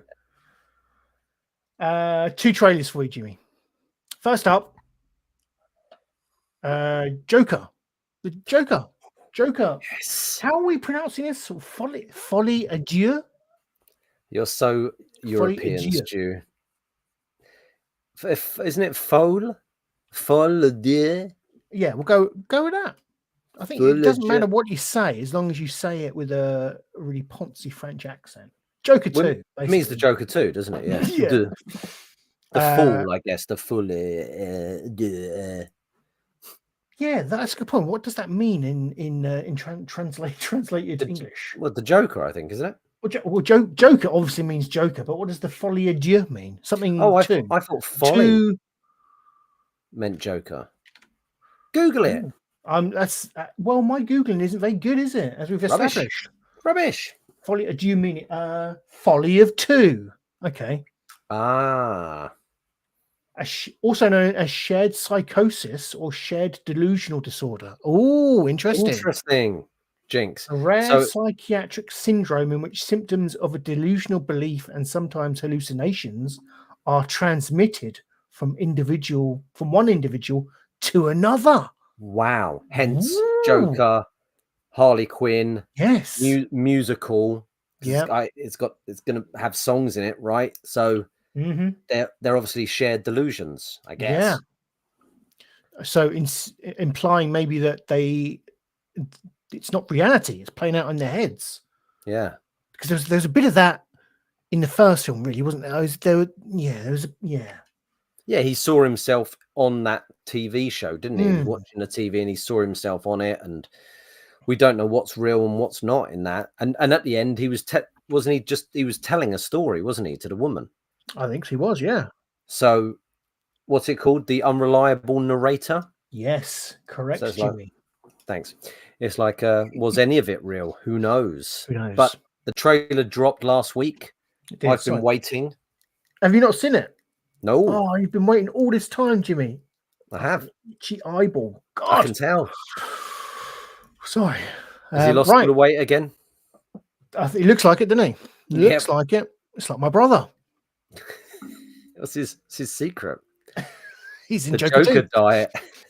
Right, let's take a look at the first official teaser trailer for Joker 2, Joker Folie Adieu. Mwah. Let's go, boys. It's showtime. Wakey, wakey.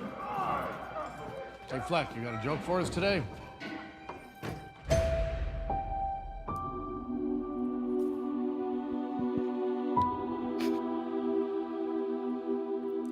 Ah, she's not a doctor, no? We use music to make us whole, to balance the fractures within ourselves.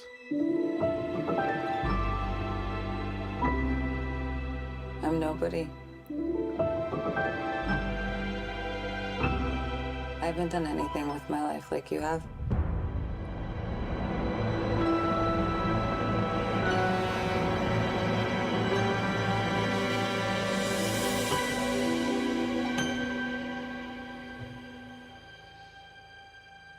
Let's get out of here.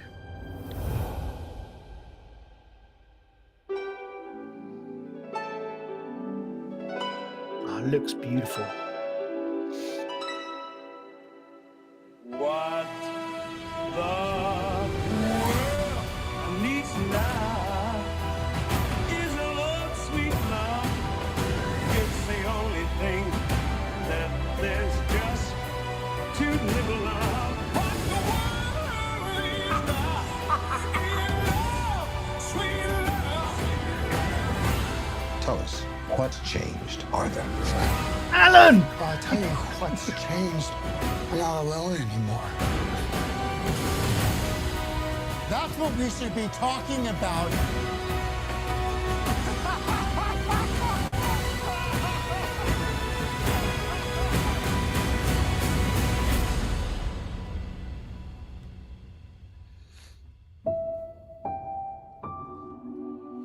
I want to see the real you.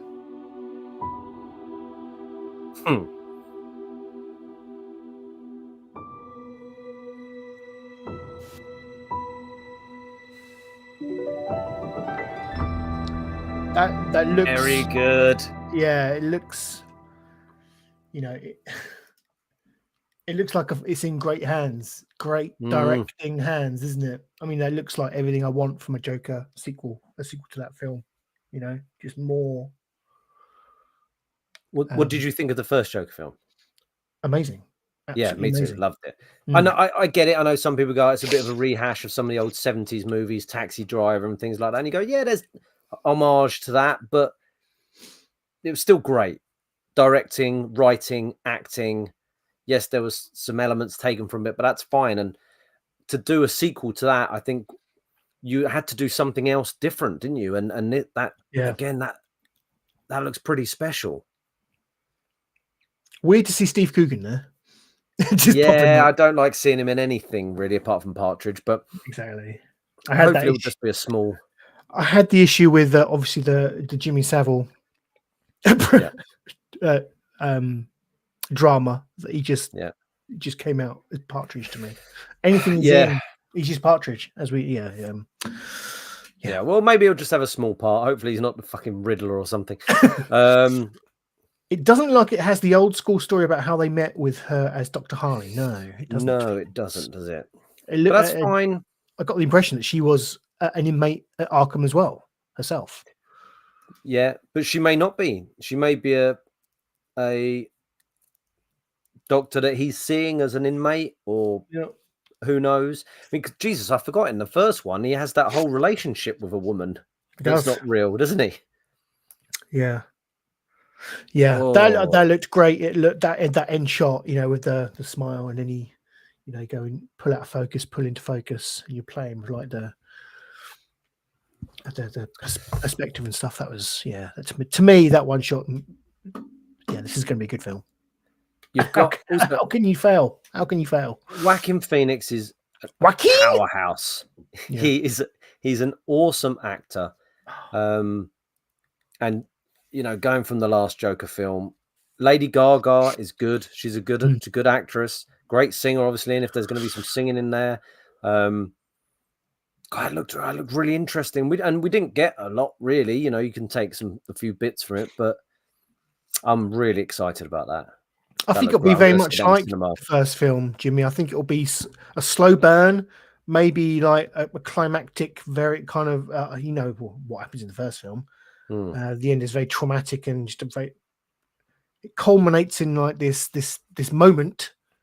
I get the sense that maybe the same thing will happen with this, and I'll be fine with that. I'll be fine with that. Yeah. Do you reckon we'll get Batman? No. Don't need him, do we? You didn't need him in the first one. Well, actually, but that was part of the storyline, wasn't there? Was he his dad and stuff? That was interesting. Yeah, I don't think we need it. I'm more interested in the interplay between Joker. Well, we haven't had it. We haven't had it properly, have we? In live action, they did it a little bit in the Suicide Squad film, just completely. It was rubbish, wasn't it? It just wasn't really there. That looks beautiful in its dirtiness and darkness. It looked beautiful. Dirty. I do have another trailer for you. I want to crack on because I'm hay fevering up and I don't know why. Oh, blimey! Stu, just before we do crack on, we've had wonderful Jokers: Joaquin Phoenix, Heath Ledger, Jack Nicholson, Cesar Romero. Yeah, is that his name? Yeah, Cesar Romero. Also, the lad who plays the Jedi in Fallen Order, Cal Kestis, whatever his real name is, Donald something, isn't it? Donald Duck. Yeah. Why not? Who's your favorite? Who's your favorite Joker? Oh, mate, you throw that on me. I know. I think it's got to be Ledger. Currently. Yeah. I think if Joaquin can pull off another, a second film of as an immense performance as the first one, then I think I'd give it to Joaquin. I don't know why I'm saying it like that, but you know what I mean. I think I'd give it to him. If this is as amazing as I think it could be, then I'd give it to Joaquin. It's hard. It is hard though, isn't it? Because I've always said Jack Nicholson, the original, the King. He is fantastic. And when I saw Ledger's one, you're like, oh my God, that is good. But I felt guilty liking that one more than Jack. Do you know what I mean? I'm like so beholden to Jack Nicholson's Joker. But I think you're right. I think Nicholson's was incredible. I think Ledger's was just maybe that next step. But I think Joaquin's is even more. The heart that comes with Joaquin's. Nicholson's was a gangster. Ledger's was this like psychotic, we don't know, just chaos, wasn't it? Whereas Joaquin's, you're like, you almost feel for him, don't you? Yeah, you almost sympathising with him at times. Well, I think you do. Yeah. Well, what a bit when he's bathing his mum. Fucking tragic. Yeah. I need to watch Joker again. Me too. But it's unfortunately it's not on any of the things. You got to rent it or buy it. I think I did buy it back in the day. I've got it somewhere. Oh, anyway, let's move on. Good for me. Good for you, mate. Hey. Right. Second trailer. I didn't know this was happening. See what Joaquin. Okay. Transformers. What? Yeah, Transformers 1. What? Another movie? 1. Yes. What do you mean 1? What? Let's get up the IMDb. I think that's the best place to start with this because the cast is amazing. It's animated. Oh, it's animated. Okay. I think it's. I think we're talking like Gen 1. Oh my God! It's those. Is it Prime and? Yeah, they're at school together. It's a buddy comedy. No, I don't know. The untold origin story of Optimus Prime and Megatron, better known as sworn enemies, but once were friends, bonded like brothers who changed the fate of Cybertron forever. So it's a prequel. Yeah, but why have they tried to make them look young? Like the Transformers age? I guess Scarlett's in it. Hemsworth is in it. Ham is in it. Buscemi's in it. Buscemi, nice. Who else we got? Lawrence Fishburne is in it. Keegan Michael Key. Yeah. So let's look at the trailer. This intrigues me. Who's playing Megatron? It doesn't say, does it? No, we haven't got that yet. Haven't got that yet. Let's have a listen. See if we can work it out. Let's work this. Let's work it out. Let's work it out. Right. Let me get the trailer. Transformers 1. Why not? Yeah, why not, eh? Right. Okay, here we go. Hey, what is up, Transformers fans? A bit of a preamble. Well, this is it, Brian. Our trailer is about to drop. Oh man, I can't wait. I can't wait either. Oh yeah, then let's drop it. Here it comes. Let's do it. Okay, He keeps doing these things, doesn't he? He did the same thing for the new Furiosa bloody movie. That's good. I like that. I like it too. The Transformers 1 trailer starts now. I like his cardigan. So, how long do you think we'll be here? I'm not talking to you. You know what? We are so screwed. I'm out. I'm sorry. It is a funny comedy. Report to Waste Management. Hi there, I'm B127. I'm actually working on some nicknames. The one I'm floating right now is Badassatron, which is actually pronounced Badassatron. What have they done? We're gonna call you B. What have they done? I know we're just lowly worker bots who can't even transform. Don't you want to see what's out there? There's a reason no one goes to the surface. It's dangerous. Why'd you bring jetpacks? If we survive this, I'm gonna kill you. I accept. Oh, so that was Megatron, D16, the other guy in the advert.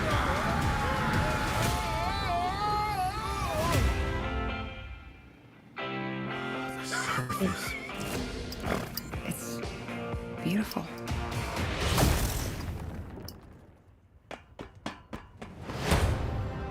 You have proven yourself worthy. Take these and access your full potential.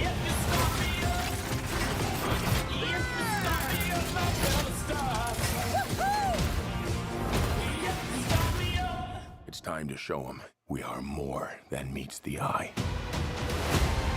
We can transform now. On 3, 1.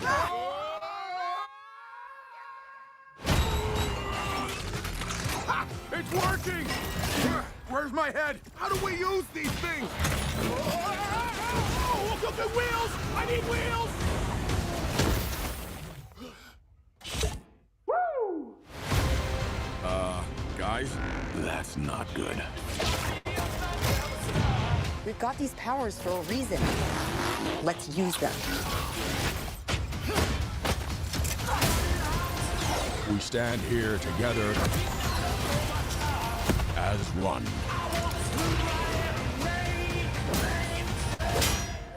Whoa! I got a battle mask! It appeared with this guy. Knife hands? I have knife hands! I can see that.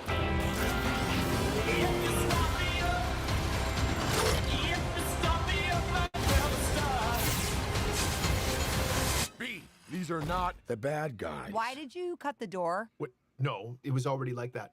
Right? Yes, that's right. Yes. It was. Yeah, it was already like. Yeah, that's right.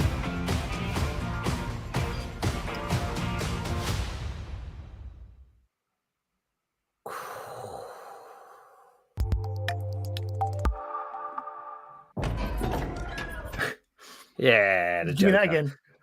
Oh, Stu. That's weird, isn't it? What a waste of money and talent and time. Is that going to sell any better than the Transformers movie? Is that going to shift merch anything more than the really good film I just watched? The one with the one with the beasts. That was really good. In a way, this probably has more of a chance because I bet that appeals more. Hey, look, at the end of the day, Transformers is a kid's property, isn't it? Yes. Kids will probably love that. But for us, 30-somethings who grew up with the Transformers, that is an abomination, isn't it? It looked more like a Teenage Mutant Ninja Turtles trailer. Yeah. If you were to just turn those Transformers into turtles and everything else, other creatures, you go, yeah, that makes sense as a Turtles trailer. But even as a Turtles trailer, it wasn't good. Like even the jokes weren't that funny. You compare it to the Turtles movie that just come out, which is a kid's property, which was absolutely brilliant, wasn't it? The latest Mutant Mayhem, absolutely brilliant. That looked dreadful. Waste. And I bet that cost a bomb. Think of the people in it. Scarlett, yeah, Hemsworth. They're not cheap. They're not cheap. They don't come cheap. Transformers 1 budget. I'll put I don't know. Saying all of that. I mean, it looks horrendous. But Benj would love budget that. 150 to 200 million. 150 to 200 million, Stu. I know. I get that, but my kid would love that. Will your kid love that? Transformers 1 could be the film fans have waited for. Why? No one's wanted to know when Megatron and Prime went to school together. No one's been waiting for that. That's 200 million, and then you got to put advertising into it. Joker 2 budget. What's that? 200 million. Same budget. I'm just really confused. Jesus, they've quadrupled the budget for Joker. The first one was 55 million. Okay, that's probably Gaga's wages, isn't it? They've made a mistake though. They're doing that. They shouldn't have really. They had to quadruple the budget. But it's the same as that Transformers movie. That looked absolute dog shit. What's Miss Phoenix saying? I can't process the voices, but someone told me that apparently Peter Cullen helped pick Hemsworth and coached him. But overall, I'm confused by this trailer. Yeah, very We confused. were confused, weren't we? I just don't know who that is aimed at. Well, I guess I do know who it's aimed at. It's aimed at. But do kids like Transformers these days? Benjamin doesn't know what a Transformer is, I don't think. I think that there's a couple of cartoons out for it at the moment, isn't it? I mean, I forced one of my sons to watch one with me the other day. One that You will what? Did you point the gun to his face? Yes. Yeah. But that was it. That was a good film. That I'll stand by that. You still haven't watched it, have you? No, mate. Benjamin, Yes, it's the best Transformers movie. It's the best one. It's the best one. Sixth time lucky they did it. Sixth, maybe seventh. We kind of went from the extremes on that hot takes, didn't we? From the sublime to the ridiculous. But that's what it's all about, isn't it? I'm glad I bought it. Yeah, me too. Joker, Folie, Adieu, and Transformers 1. There we go. Right, let's wrap this show up into a little bow and send it off into the universe, as we like to do. It's time for... And finally...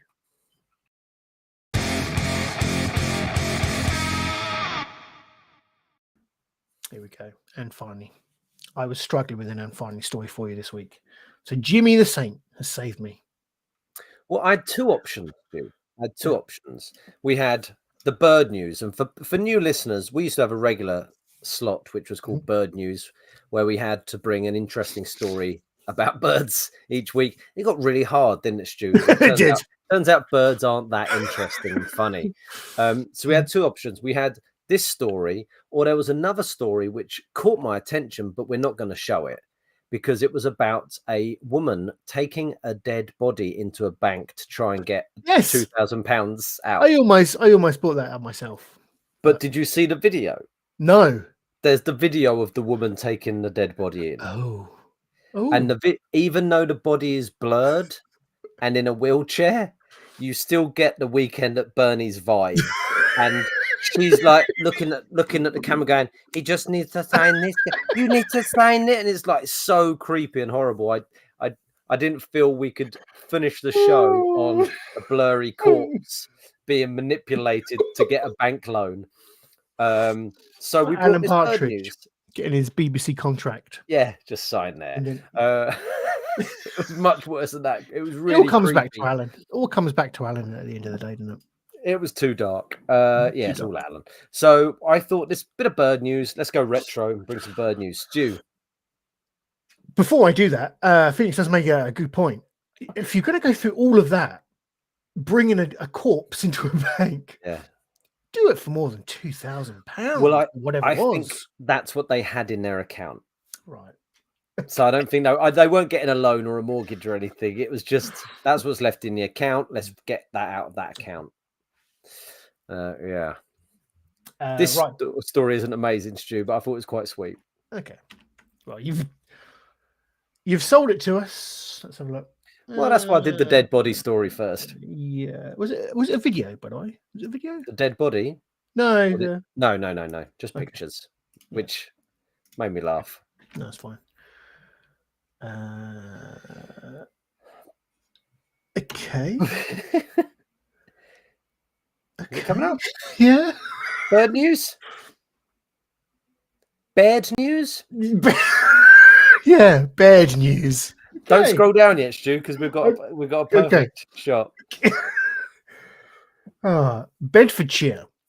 Black bears at Woburn Safari Park ride on swarm pedalos. I thought it said pedos. The 4 young bears, Harvard, Maple, Colorado, and Aspen, enjoyed riding on the pedalos at Woburn Safari Park in Bedfordshire. Now, is this real bears, or is it like that Chinese video we had where it was clearly a man in a bear costume? What was that? Do you remember that? Yeah, was some it Chinese waving zoo and stuff? Yeah. Oh, yeah. Stu, I hope It was I acting haven't suspiciously been like a person. This is Yeah. an April Fool's game. Have I been Alison Hammond? I don't think so. I don't know. What do you think, people? Well, should we reveal it? I mean, it's 23rd of March, so it's not an April Fool's There you go. gag. Right, let's have a look. No, they're real bears. No, that's a real bear. And they are collating in a pedalo. Yeah, they're getting in. Huh. Why? Do you think they're going to try and eat the swan? Do they animals do funny things? They get in it. And they're on the water. Huh. Enjoying it? Yeah.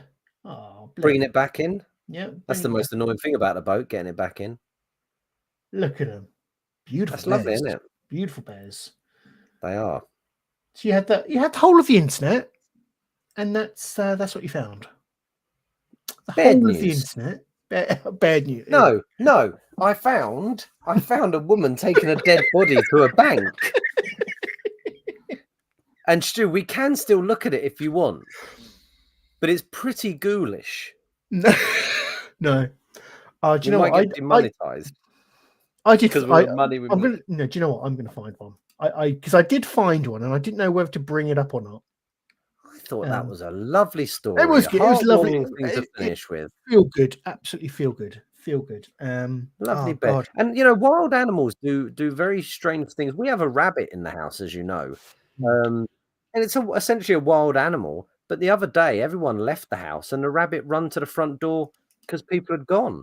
Yeah. And the other day, I brought two of the children home to the back door, which is a glass door, and it came running up to the door and was scratching at the door. And I opened the door, and it came garden. Like it does like dog stuff sometimes. It's really weird. What do you mean by dog stuff? You know, it's not dog, even though it's a wild rabbit. Okay, I'm going to bring this up. I did, in the course of looking for a funny story to end the show, I did come across this. Danielle Perez, come on down. This woman is fulfilling a lifelong dream to be a contestant on The Price is Right. That's fine. 674. Let's just let it play out. As you can see, Danielle Perez is in a wheelchair. Yeah, which is she fine. lost her feet in a tragic accident 10 years ago when a trolley car in San Francisco ran over her. Yeah. I'm so excited It's Phoenix, but But she is. look at the prizes she's going for. One of them is something she can never use. First, this folding treadmill features 24 built-in speed and incline programs. Yeah, You heard right, a treadmill. Jesus, Drew Carey must have been going, "Oh my god." Congratulations. It's hilarious. It's so funny. I mean, I have no feet. I'm in a wheelchair. Like, I can appreciate that's this. good. She took it in It's good just irony digest. that is being gifted something I have absolutely no use Yeah. for. I hope she sold Danielle it. won and became an instant sensation on social media. Love it. One tweet went, Lady in a wheelchair won a treadmill. I laughed, but then felt bad. But then felt bad. Danielle tweeted right back, "Don't feel bad. I feel great. This is literally the best What a day good of my attitude. life. I've been popping Yes. wheelies all day." Popping And wheelies. get this, Popping Danielle wheelies. is a comedian. She posted a okay. picture of her reaction to winning with this caption, "When you win a treadmill on national TV, but you have no feet." So what's Danielle going to do with the treadmill? She says sell it. it'll make a great piece of furniture. If you can't laugh at Clothes this, horse. That was what most what treadmills other are, surely. people laugh at, because way worse things happen than being gifted a Yeah. treadmill. Nothing wrong with housebound people. But there you go. That was good. Yeah. And, no, her reaction was wonderful, and that is something nice to go out on. Remember that, people, it's just a joke. Of course Life it is is. just a joke. Yeah. It's one big cosmic joke. If you can't laugh at tragedy, it's going to be a long road for you. Just kind of laugh and go with it and enjoy it. That's what the Renaissance Men is all about, laughing at adversity. Mm-hmm. Last word to Phoenix. I saw a story about a family who lost their husky and someone went looking for him with a drone and found him chilling out with a pack of bears. Interesting. Husky. Yeah. Laughing at misfortune. That is our mantra. Well, there you go. I'm going to get that tattooed on my head. Yeah. I always like to think that when I pass, I want people to have a good old laugh. We will, don't worry. But I mean that sincerely. I want people to remember the funny moments, not mourn and be, down in the dumps and all that. I want people to remember the laughter. Well, we've got plenty of video footage to put together a compilation for your funeral. Thank you. And definitely my favorite clip of all time, where you say that you married a sad cow. Yeah. That will be played at your funeral. Do not worry. Lovely stuff. That was episode 205 of the Renaissance Men podcast. Jimmy will bury me with a picture of Trump. Yeah. Yes. You're like that. Yeah. And a Trump wig. Oh, glorious. A big thing like that. Thank you, Phoenix, for joining us. And thank you to John Simmons. Tarot Destroyer. That was it. Tarot Destroyer. Thank you for joining us and cloning our chat. Puzzled Peanut. Thank you.